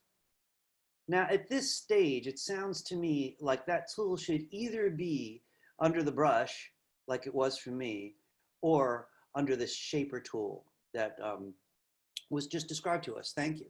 The shaper tool looks like this. Not a big fan of this tool. So if you press on it, right on the tool, you should find the pencil tool. That was kind of exhausting. Did everybody find the pencil tool? So I want to mention something since we're on the subject. If you're making sure from the window menu that you're in toolbars advanced, right? If you're sure of it, right? Then you could be in any tool. Let me just make sure that I'm right. And if you hit the letter N, it'll show you the pencil.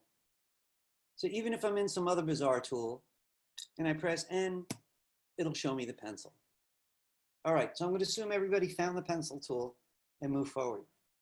Listen, I need to show you some stuff. It won't take long, but it's awesome, and you're going to need it for next week's homework, right? So I'm going to push the pedal a little bit, right? You got the pencil tool. I want you to choose a fill color before we use it. So bring that fill box to the top and choose a color. And then I'd like you to bring the stroke box to the top and pick a color for the stroke. You know, black is fine, so you can use black if you want. Now I want you to do a couple things with me. First off, I want you to just draw a squiggle. Any squiggle is fine. Now, one thing I want you not to do is don't do that, right? Don't cross it. Don't scribble like that. I want a line, some kind of line. Something like that is fine. All right. Now, what I want you to do is notice this. If you bring the mouse to the side, the star tool, the pencil tool has a little star next to it. But if you bring it to either end of the line you made, it gets a slash. So I want to take it to either end, press, and continue the line. Now, this is one object. It's not two separate lines. It's one object. So again, if you were out here, it thinks you want to make a new line. Let's try that. Make a new line somewhere. The question is, will it continue the old line? Well, to find out, bring your pencil over the end of an old line and notice it's not changing. So here's the first moral. If you want to continue a line, you can do that as long as the line's selected. So you could always get the black arrow, choose any line you want, then get the pencil. Because if it's selected, you could continue it. All right, could everybody select all and delete? So this is what I'd like you to do. I want you to make a letter U, some shape like that.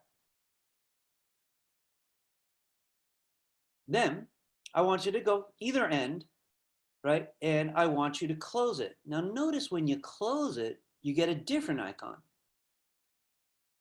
So what we learned is the pencil tool gives you 3 different symbols. A star means it's going to start a new line. A slash means it knows you're on the end and it's going to continue. The other symbol is the circle, which means you finished it. It's a closed object. Now I want to show you what's coolest about it, right? But I have to say this. You want closed objects most of the time, right? So if your objects are open, you know, like that letter U, you can't fill it with color in any useful way. So most of the time you want to close your objects up, right? Now watch this. I'd like for you to select all, and I want you to try something with me. With the pencil tool again, I'd like for you to draw by hand a profile. Now, if your profile stinks, don't worry about it because we're going to fix it in a minute.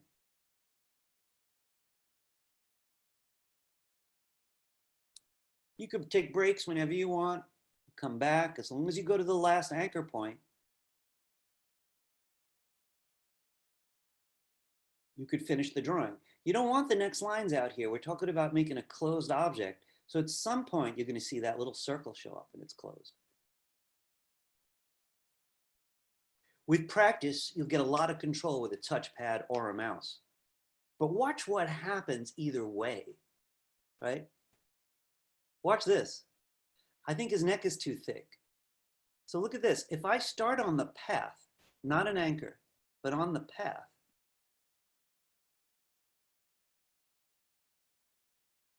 I could change it. So I could go in between anchors at any point and change the look of this guy.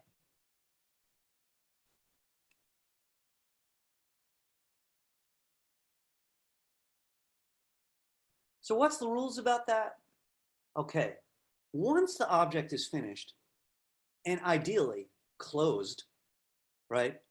You could change its shape by carefully going to the path, not on an anchor though. The path is the line between anchors, making small changes and returning to the path. Yeah, I gotta tell you, some of you guys smile whenever you're happy. Thank you. Robin, I am a little bit talking about you, but not only you. Because come on, that's so cool. How could you not be amazed by that? I was drawing a point and like it just got messed up so bad. So I just started laughing. That's why you were smiling. Oh, yeah. That's different. That's different. Command Z, start over. You know what I mean? Or delete it and start over. The beauty of this is we don't erase much in Illustrator. In fact, the eraser tool in this program is really lame. We transform. So you take your time, you get a drawing in the ballpark, and then you go back and you transform it.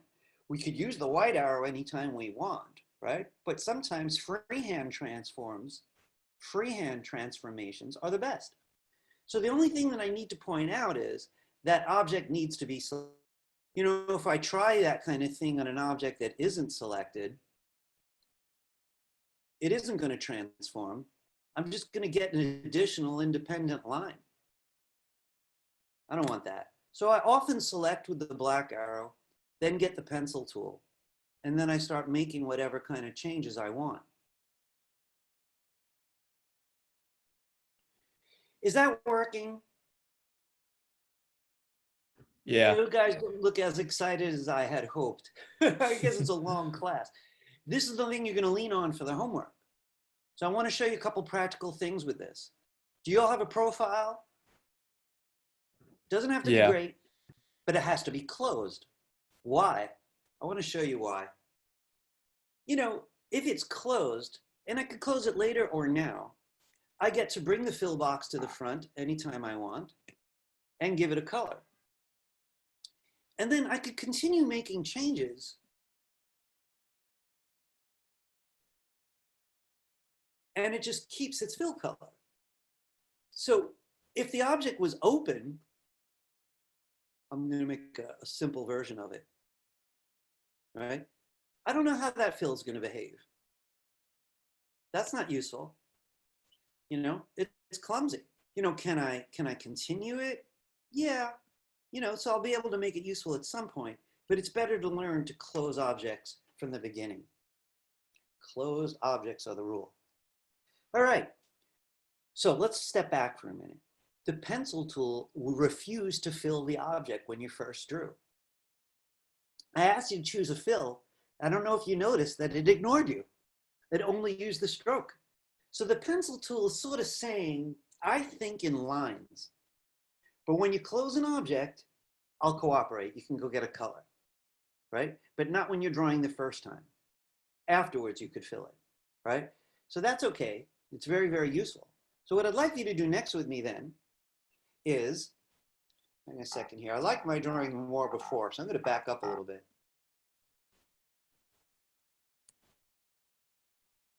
That's all right. Okay.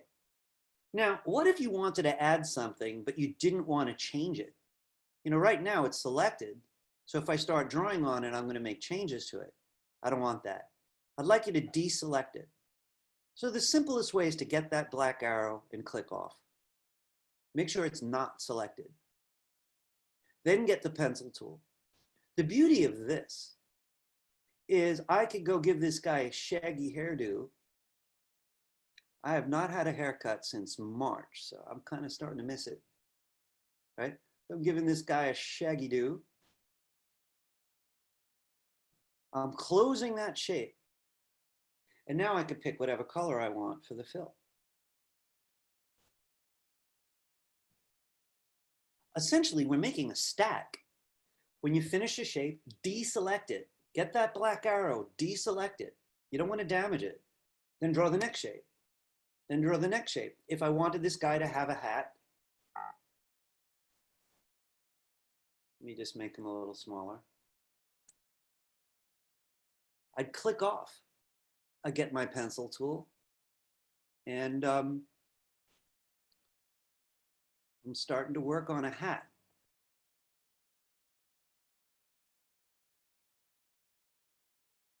A little goofy. Get the black arrow to transform it a little bit. And I deselect it because I'm going to do this part of the hat.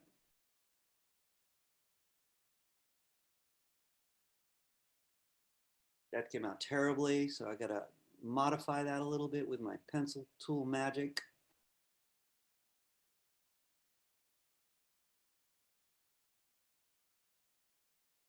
That's going to have to do for today. It's all thinking in Illustrator stuff. By the way, these are a stack. Look what I could do. I could take this, remember command left bracket? I just put it behind. If I took the wrong shape and moved it around in the stack, this is what I get. So I'm gonna have to remember that command left bracket, command right bracket stuff, because this is what I was after. So little by little, I'll find ways to communicate, you know, what I'm after. And you know, it doesn't always have to be about fills, but it can be. How's that going for you guys? Going good. So this is like, right now, I'm glad there are more smiles now. I guess something took a turn there. You know, this is a great tool, I gotta tell you. Is it gonna be friendly right away? You know, actually maybe, but maybe not, you know, because it's still a mouse, it's still a touchpad. You know, I do it a lot that way, as I've told you before. Even though I have a drawing tablet, it's not even in the room with me. When I need it for special stuff, I go get it.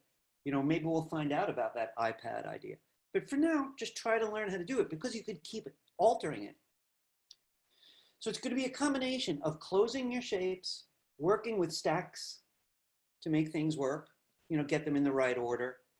And in a little while, we could learn more about what to do with the strokes. After all, I mean, the pencil tool started with strokes, but you don't have to keep them if you don't want. And I'm going to show you what I mean right now. I just want to take a quick look at my own handout for a second, because I want to keep my eye on time. This is something I have to do today. I just cannot afford to skip.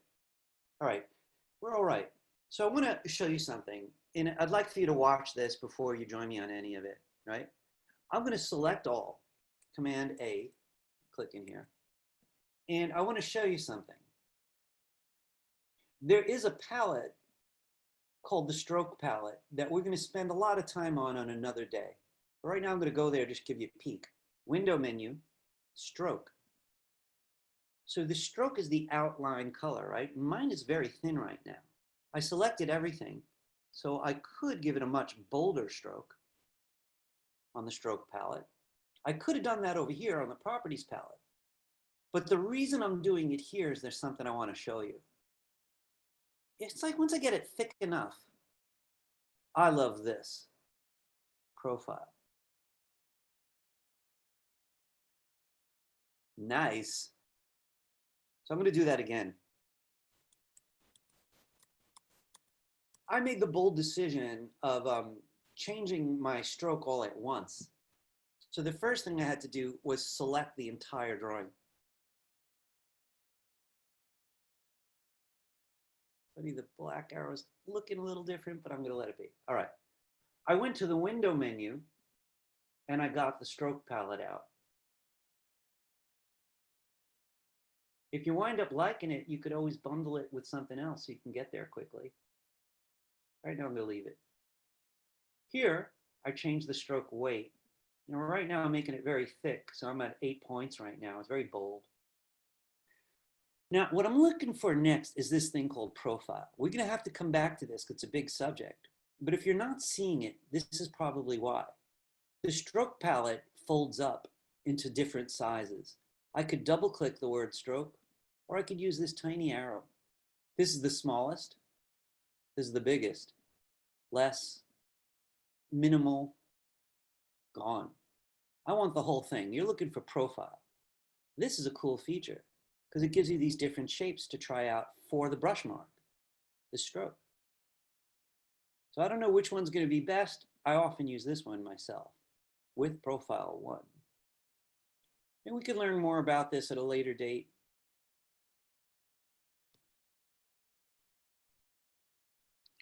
I want to show you the opposite side of that fence. I only have a minute or two to make one argument that's going to keep returning about strokes. If you use them, make them count. 1 point, puny little strokes you can't see might not be very useful. Bold strokes might be. Strokes with varied weight, you know, like a real brush mark might be useful, like a graffiti mark or a calligrapher's mark, or no stroke. I want to show you about no stroke. Remember, I selected the whole thing, Command A. If I bring the stroke box to the front, I could choose color of none. The only thing that's going to pay the price is the eye, because my eye was just a stroke. But the rest of the guy looks great. So I just want to point out, sometimes the best choice, sorry about that, is no stroke, because I could really see the relationships of the colors right next to each other. You know, about the eye, I would have to figure something out for that eye better than I had if I'm going to turn the strokes off. Of course, I could just go ahead and give that one a stroke by itself and take it from there. All right, guys, next week is going to be the first draft of Project 1, right? Now, I want to be honest with you. I don't typically grade the draft, right? But you have to do what I ask each week because the work's going to become too large. So if you didn't do your sketches today, you're at a disadvantage. If you did your sketches, now you're thinking, can I do those with today's tools? How would I need to change them with today's tools? Next week, we may actually stop and look at them, you know, because I am going to collect them, but I'm not going to grade them till the week after. You know, we've got 2 weeks to finish this. So next week, you want to see what you could do in Illustrator. Now, I need to show you one more thing related to all of this that I think you're going to need for the homework. Yeah, let's do a little light bit of layers. So if you've done any Photoshop in the past, this is going to look a bit kind of familiar. All right. I would like for everybody to find your layers palette. It may be out on the right side. If it's not, they're all under window. All of them. Window menu, layers. So right now you're on one layer and that's fine. Okay, did everybody find the layers palette? If you can't find it, go to your window menu and choose layers. This is one of the most important things of the semester. So I am going to come back to this subject, I promise, right? Today is just a little taste of it. If you look at the bottom of your layers palette, all the way at the bottom, there's a plus sign next to a very faint garbage can. So I'm way down at the bottom now. I want you to click that plus sign, not the one with the arrow, just a plain old plus. So you notice you now have a layer 2. Layer 1 has got the head on it and whatever else. Layer 2 is currently empty. Could you get the rectangle tool? Pick a fill color, any fill color, and hide a little bit of your guy or your person. Now, if you look at the layer palette, you could tell you've got 2 different layers, right? One of them is like a piece of glass on top of the other. If you click that little eye here, see this? I could hide it. I could go to the lower layer and click its eye and hide it. Now, what's going to be useful about this is our artwork is going to get very complicated over the semester. And the only way to stay sane and creative is to have layers for everything important. We're going to lock layers. We're going to name layers. We're going to show and hide layers by poking them in the eye. So you could show different versions of your artwork to anybody by hiding certain layers, choosing what to show. So what I'd like you to do with me next is to come down to the bottom and make a 3rd layer. Well, what I want on this layer is another rectangle that's taller, but I'd like you to change it to a completely different color.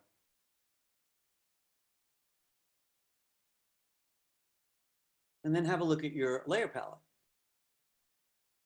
So what's interesting about this is you see 3 different layers, and you could test that by hiding one at a time. All right, that's my green object. This is my black one. This next one is my whole head, the stack of all the elements. This is what the head layer looks like on the inside. These are all the parts. I'm going to click that little arrow and fold it up. I want to show you something. I'd like you to join me on this next little exercise that we'll come back to next week. I'd like you to take your top layer, hang on a second here, top layer, press, drag it down. It gets a little hand, and drag it all the way to the bottom, not over the head, please, underneath it. Then I'd like you to go to the layer with the next object, this one right here, and drag it all the way to the bottom. My only point is layers can be reordered very easily. You don't want to accidentally drop one on the other because it'll nest inside it and get very confusing. You could drag it in between. That's my black box in between. Here's my black box on the top. Here's my black box all the way on the bottom.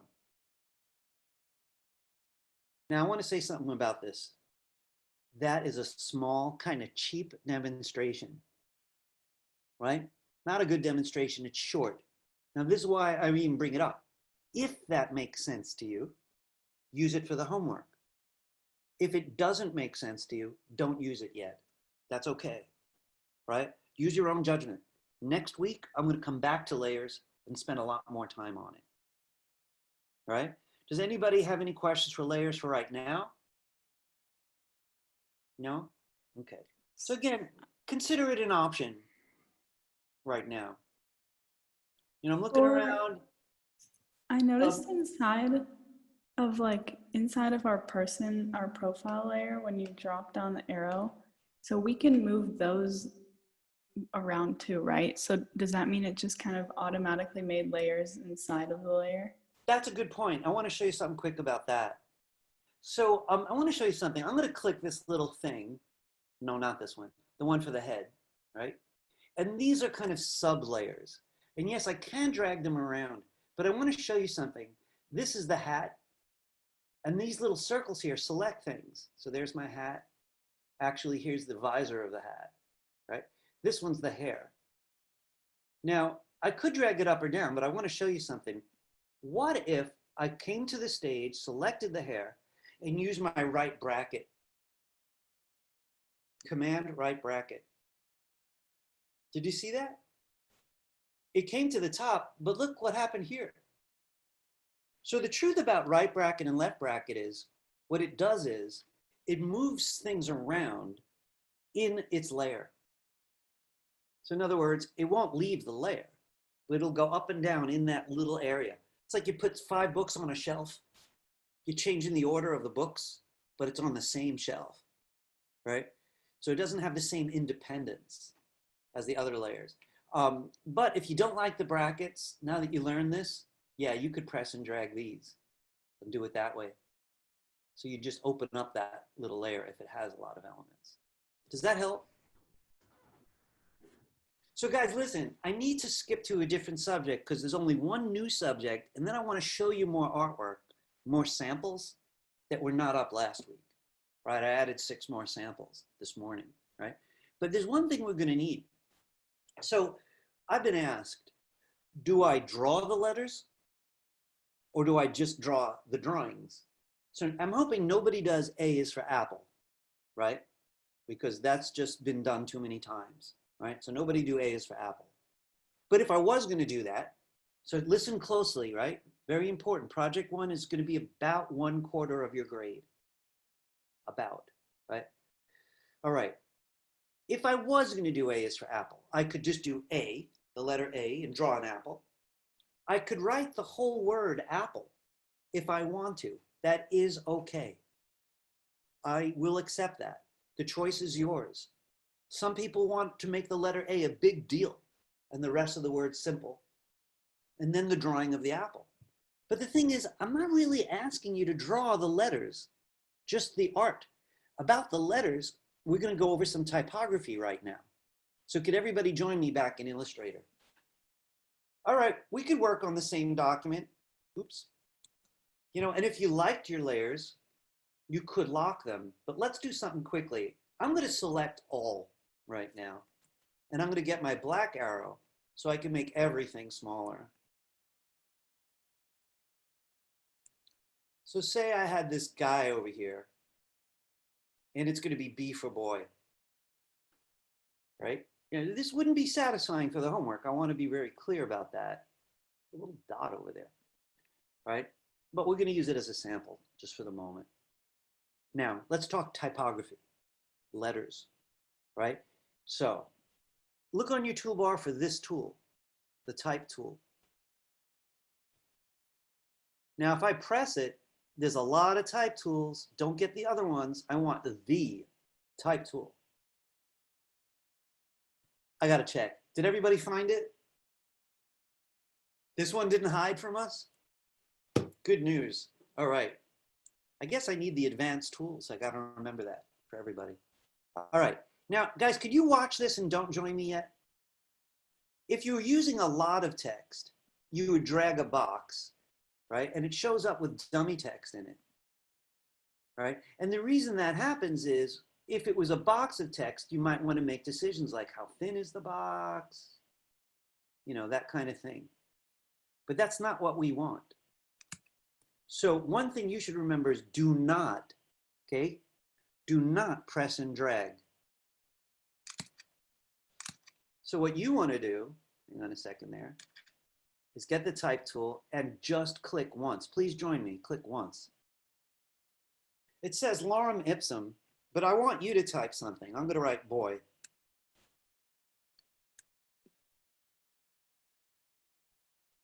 Lorem ipsum is Latin, and we use it as dummy text. I use it in all my classes. We'll come back to it. Right now, you're just writing boy or something similar. Now, I want you to switch to the black arrow. Now, if I wanted to make this bigger, I might stretch it out, and this would lower a grade because it looks distorted. If I wanted to make it bigger properly, anyone want to guess what I'm going to hold down? Shift. Shift, definitely, Miles. I'm holding down Shift, grabbing the corner. All right. Lesson 1 and lesson 2. Do not drag a box with the type tool yet. We want what I call floating type. Floating type lets you scale with the black arrow, lets you rotate with the black arrow, lets you do lots of fun things. If you make a box, that's for other stuff, and it's harder to use. Won't help us at all. So you just click and type, right? Lesson 2, use the black arrow to change size, but hold down Shift, right? Because this is going to look wrong to me. If I don't hold down Shift, I'll know that this is distorted. You know, I could just tull, right? We don't want distorted text. So if you want to change the size, hold down Shift. All right. Now here's something you're going to have to write down.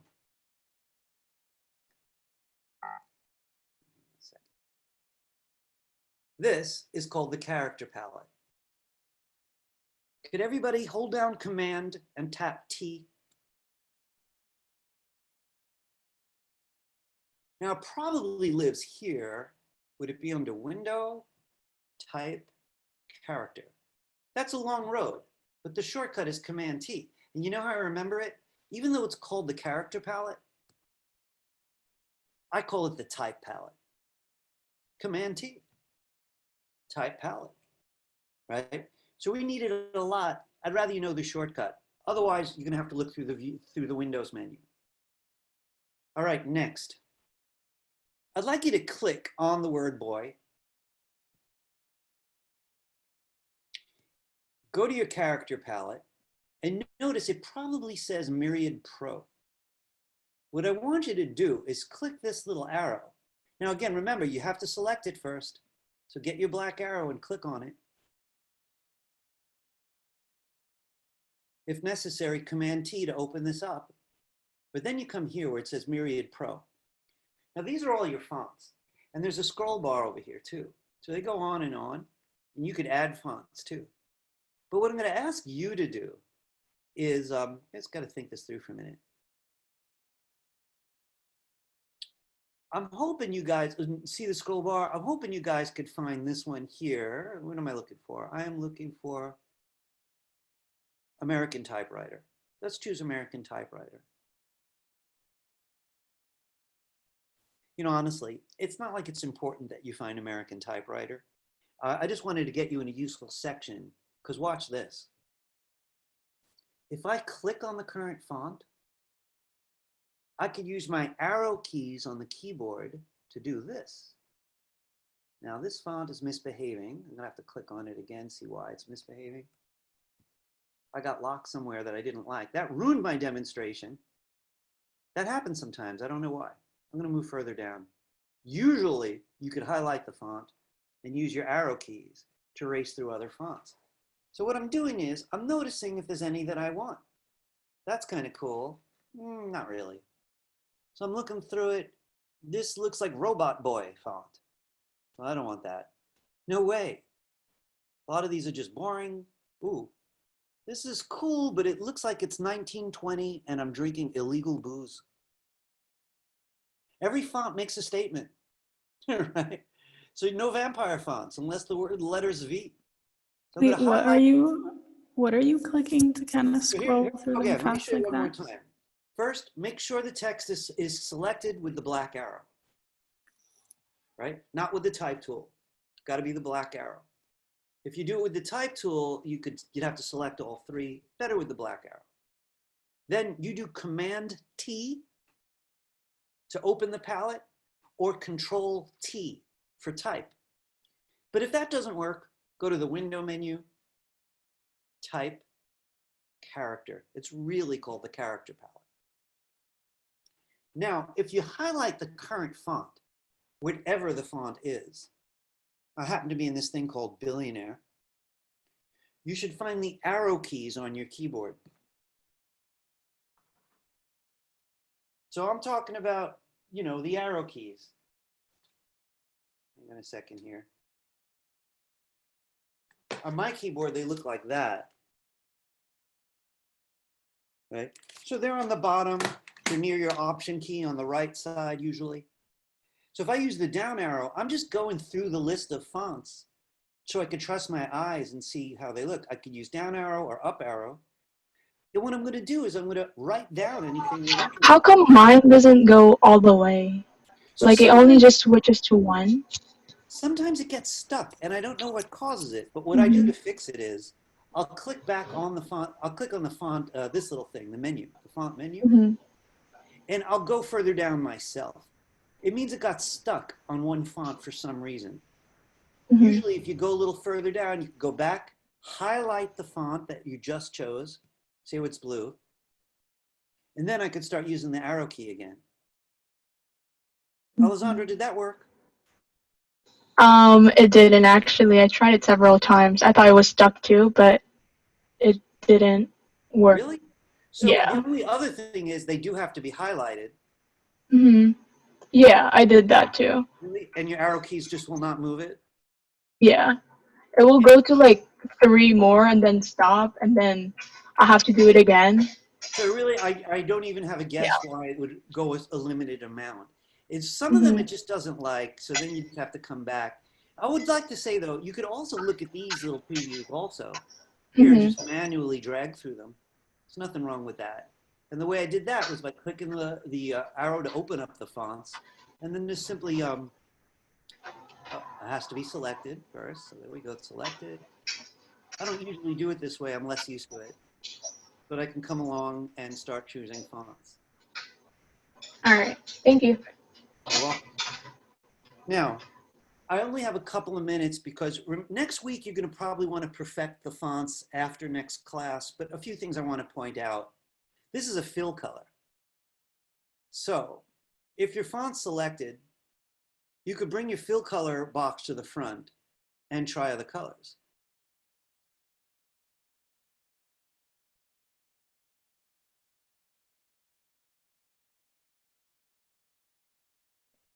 I want to mention that if you choose to change size, please do not forget to use the Shift key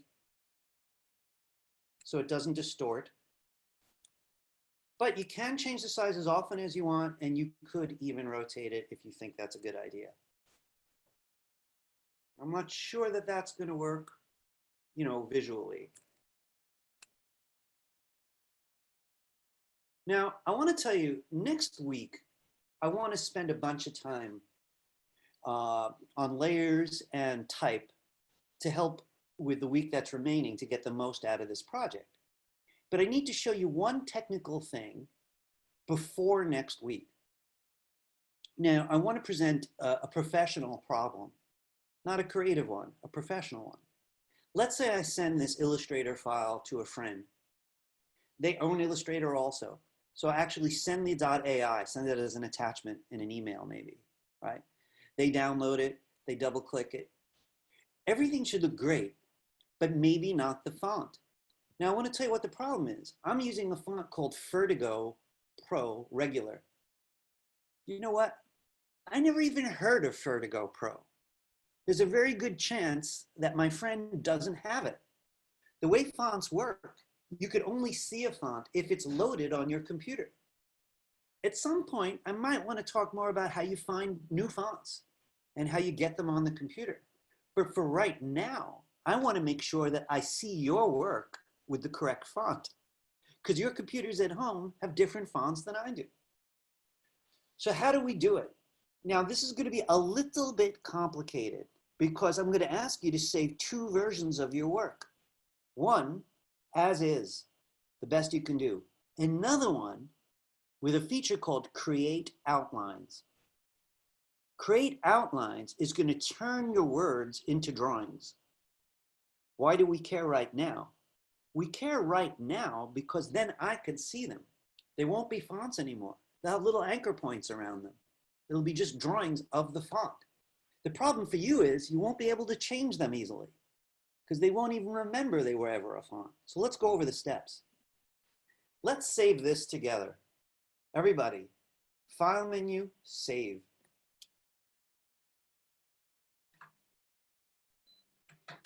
I'm going to call mine boy.ai. It is an Illustrator document.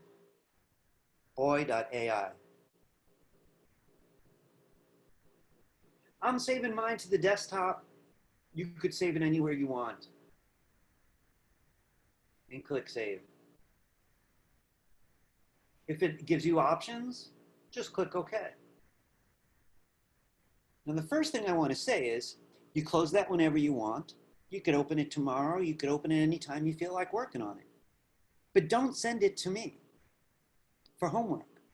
Because if you do, I'm going to see the wrong font. It's going to probably go back to Myriad, which was the default font, unless I happen to have it. So if you use Arial, Times, Helvetica, I'll see it, but they're ugly. They're boring. So why would you use them? So what you're about to do is turn the words into drawings and save it under a new name. The new one you'd send to me, your client, your friend, the newspaper. The other one is the one you continue working on. So let's see what the new one's going to look like. All right, guys, this is what you need for next week's homework. You take that black arrow and click on your font. Then do type, create outlines.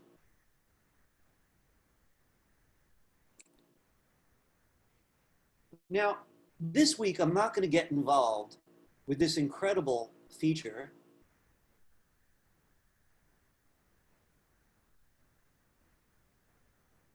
Don't like that part as much. But as you can see, I could customize words with clever use of the white arrow. But that's not my point. If there's time next week, I would like to do some of that. My main point is I don't need a font. You can't use the character palette anymore. So if you don't like it, you have to delete it and just start over. So I want to go over that. I'm going to Command Z until it's back to a real font. So at this stage, I could change fonts if I want to.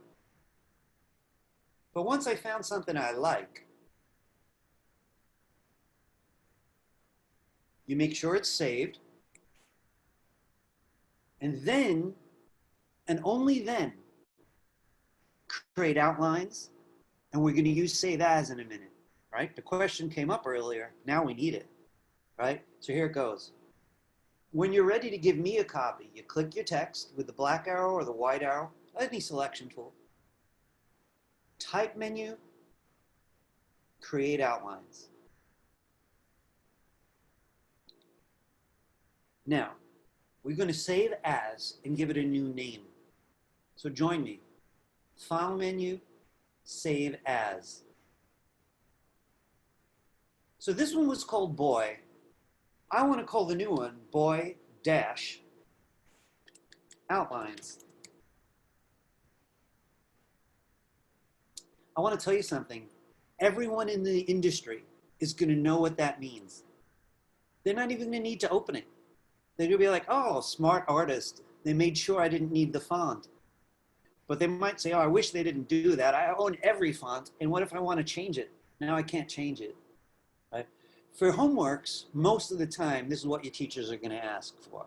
There are other ways, which I'll share over the semester. But this one's not too bad. The only thing that worries me is you losing which file is which, you know, forgetting where you are. So they're going to have separate names, boyoutlines.ai, and I'm going to click Save. If you create outlines, like, can you go back on it other than Command Z once you save it? No, only Command Z. So I want to, you know, it's another good question. I want to show you something that I typically do. So this is before outlines. I just did Command Z. In my own work, I'll copy this off stage, come back and create outlines. This way, if I change my mind, I can do it. I'll delete the outline one, drag the other copy off. I just option dragged it, you know. You all see my trickery? It's very helpful trickery. So I always do that because I just got stuck too many times with a bad decision. But, you know, you don't have to. We have 2 weeks to finish this. Does anybody have any questions about create outlines? I just had a quick question about something else. All right. If Yeah, try it. just real quick, if it's a long response, you don't need to worry about it. If something's in layer 1 and I want it to be in layer 4, is there a quick move that I can make to just put that in layer 4, or is there? You know, Miles, I got to tell you something. Your questions are so good that I think you'll probably be a good teacher one day. Thank you. Your questions are in a reasonable order of like, what's the next desire that comes with this? You know, somebody invented the hamburger and said, somebody has to invent ketchup. You know? Yeah. So, listen, nobody get upset about this. It's too much information, but I am going to answer his question quickly. We'll come back to it when we get to layers again. But here's the idea. Let's say this was in the wrong place. Let me put it differently. I'm just going to forget that.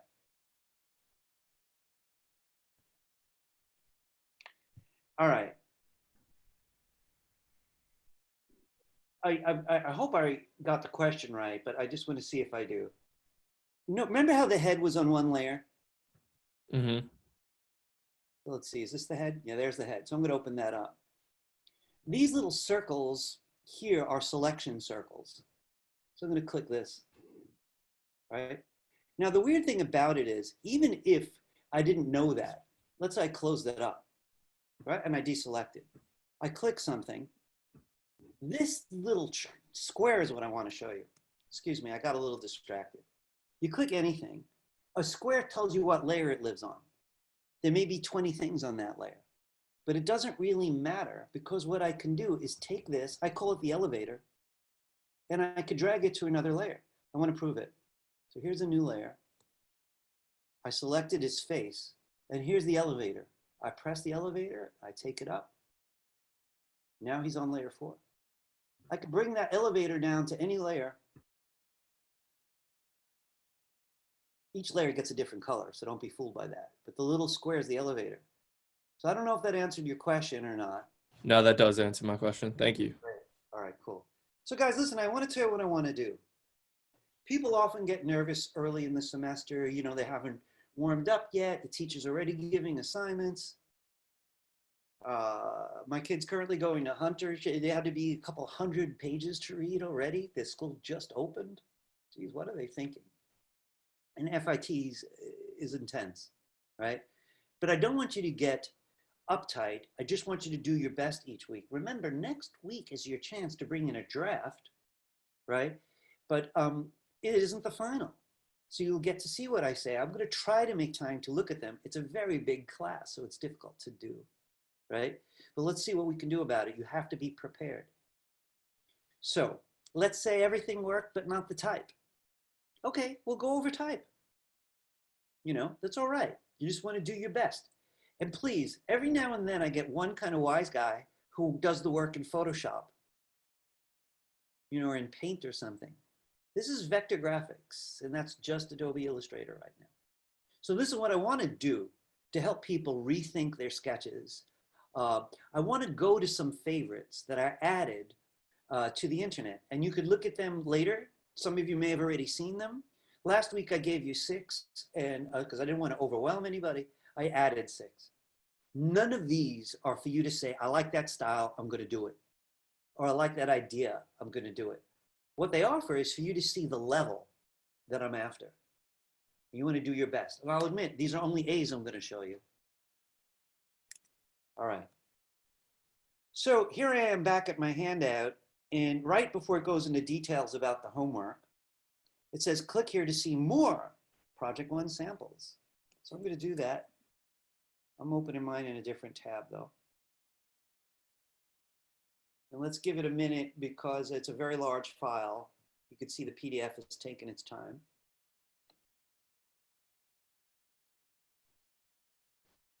You might have to zoom in and out of your browser, and I can't really tech support browsers right now. The view menu might be helpful. On the other hand, if you get these here, then I like this little feature that I can click on that resizes it. Now we saw this one last week, and I just want to say a couple quick things about the old ones and spend a couple minutes on the new ones. This artist chose to use the whole name, not just the letter. And they really had to, because if they just wrote A, I'm not sure I would have known that was an apricot, right? K for kiwi, I think I would have known that. Maybe G for grapefruit.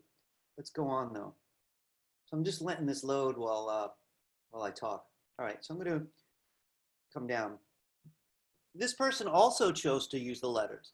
I do want to say though, I like the design of this page better. It feels better as a whole page. You notice how the fruit's on the left and then it's on the right and then it's on the left. It's creating a nice kind of wedge design, which I think works very nicely. This one though did other beautiful things, so it also got an A. I talked about it last week, so I'm not going to say much more. These are fonts, they're not hand-drawn letters. This one from last week, I love just because it's bold. It's just so clear. It's like, here I am. And I admire that boldness. And for whatever reason, that font feels right. It just feels right. Talked about this one. It was kind of a daring design. And I really think it's the best design so far. You know, maybe there are drawings that are better, perhaps. This one I talked about a lot last week. I want to skip it. I want to show you the new ones. You know, I love this one. I think it's very bold. I think this artist has a natural eye for a font. The font for lime, pepper, and avo, short for avocado, just feels perfect. It's a feeling-based thing. They chose the colors really wisely, a very limited palette. It looks like there's just maybe 5 or 6 colors on the whole page. I love the drawing of the avocado. You know, really simple, pencil tool stuff, but very much about the design. Notice how the lime overlaps this rectangle and the pepper overlaps them both. This design is so much better because of those decisions. That little bit of overlap made it one page. So the design does count.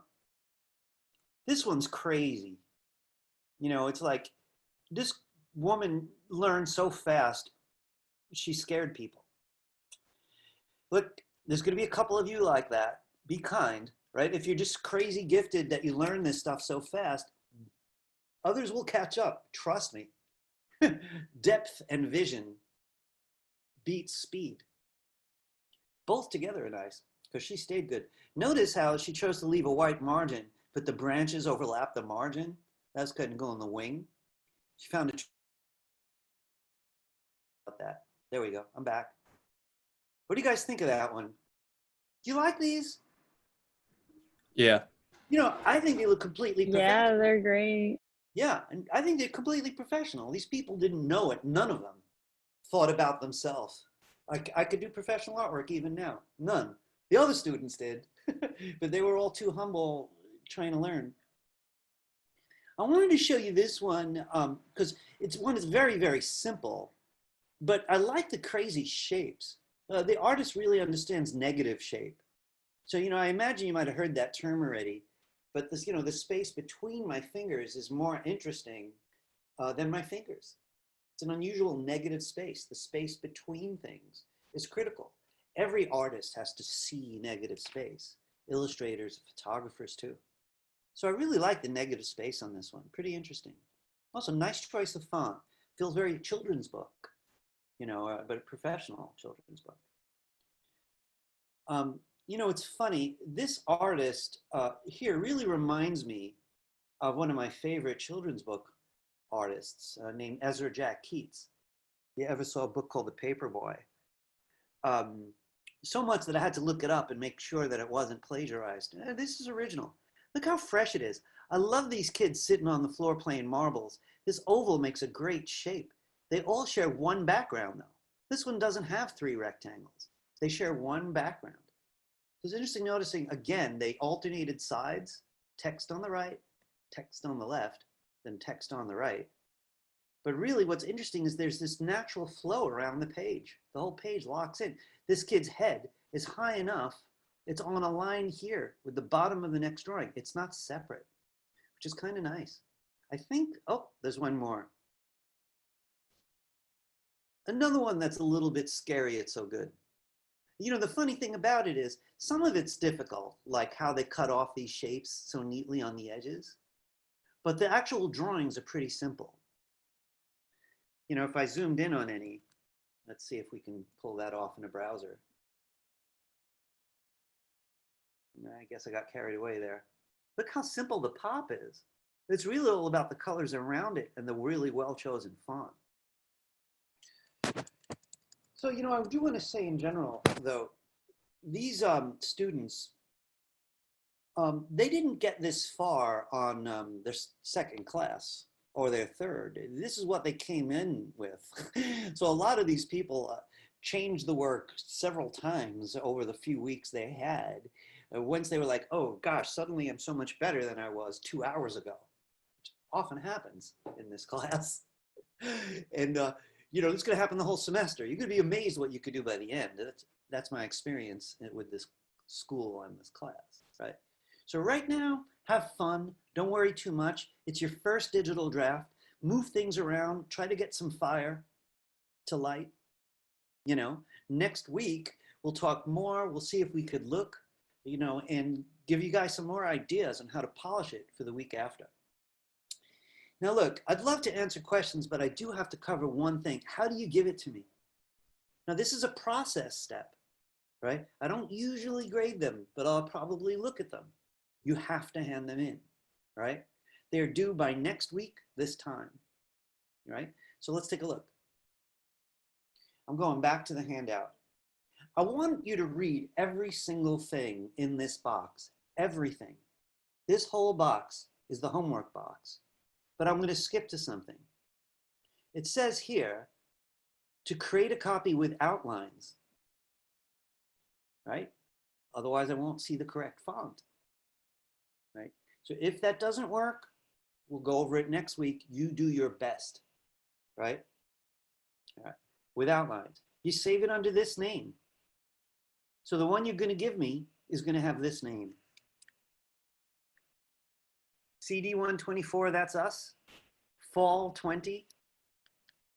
I'm just trying to get this a little larger so people can see it. There we go.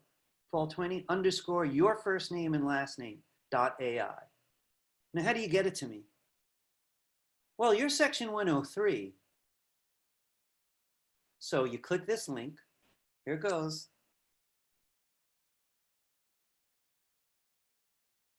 You take your artwork.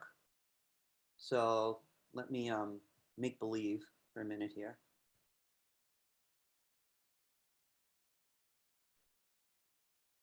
And you simply drag and drop it. There's my first. I'm going to throw that one out.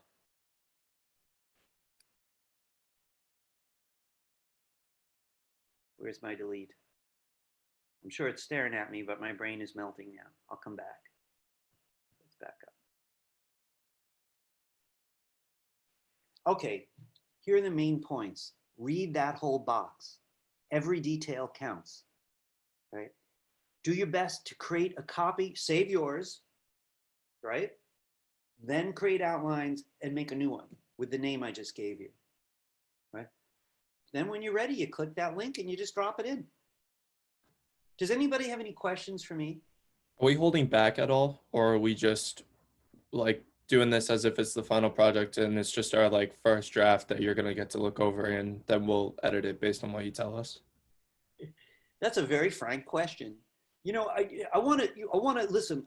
This is not teacher talk. I'm talking genuine older artists talking to younger artists. Here's the rules of art making. When you have any strength, you use it. So you don't hold back ever, except when you have to because you already overdid it. Then you back up. Listen, I'm very interested in you preserving your creative energy for a whole natural lifespan.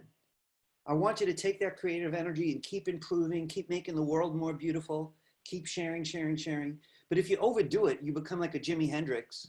Some of you must know Jimi Hendrix and his story. He just burned the candle so deep that he died in his 20s. And it's like Jean-Michel Basquiat is maybe a better example because he was a visual artist. And don't do that.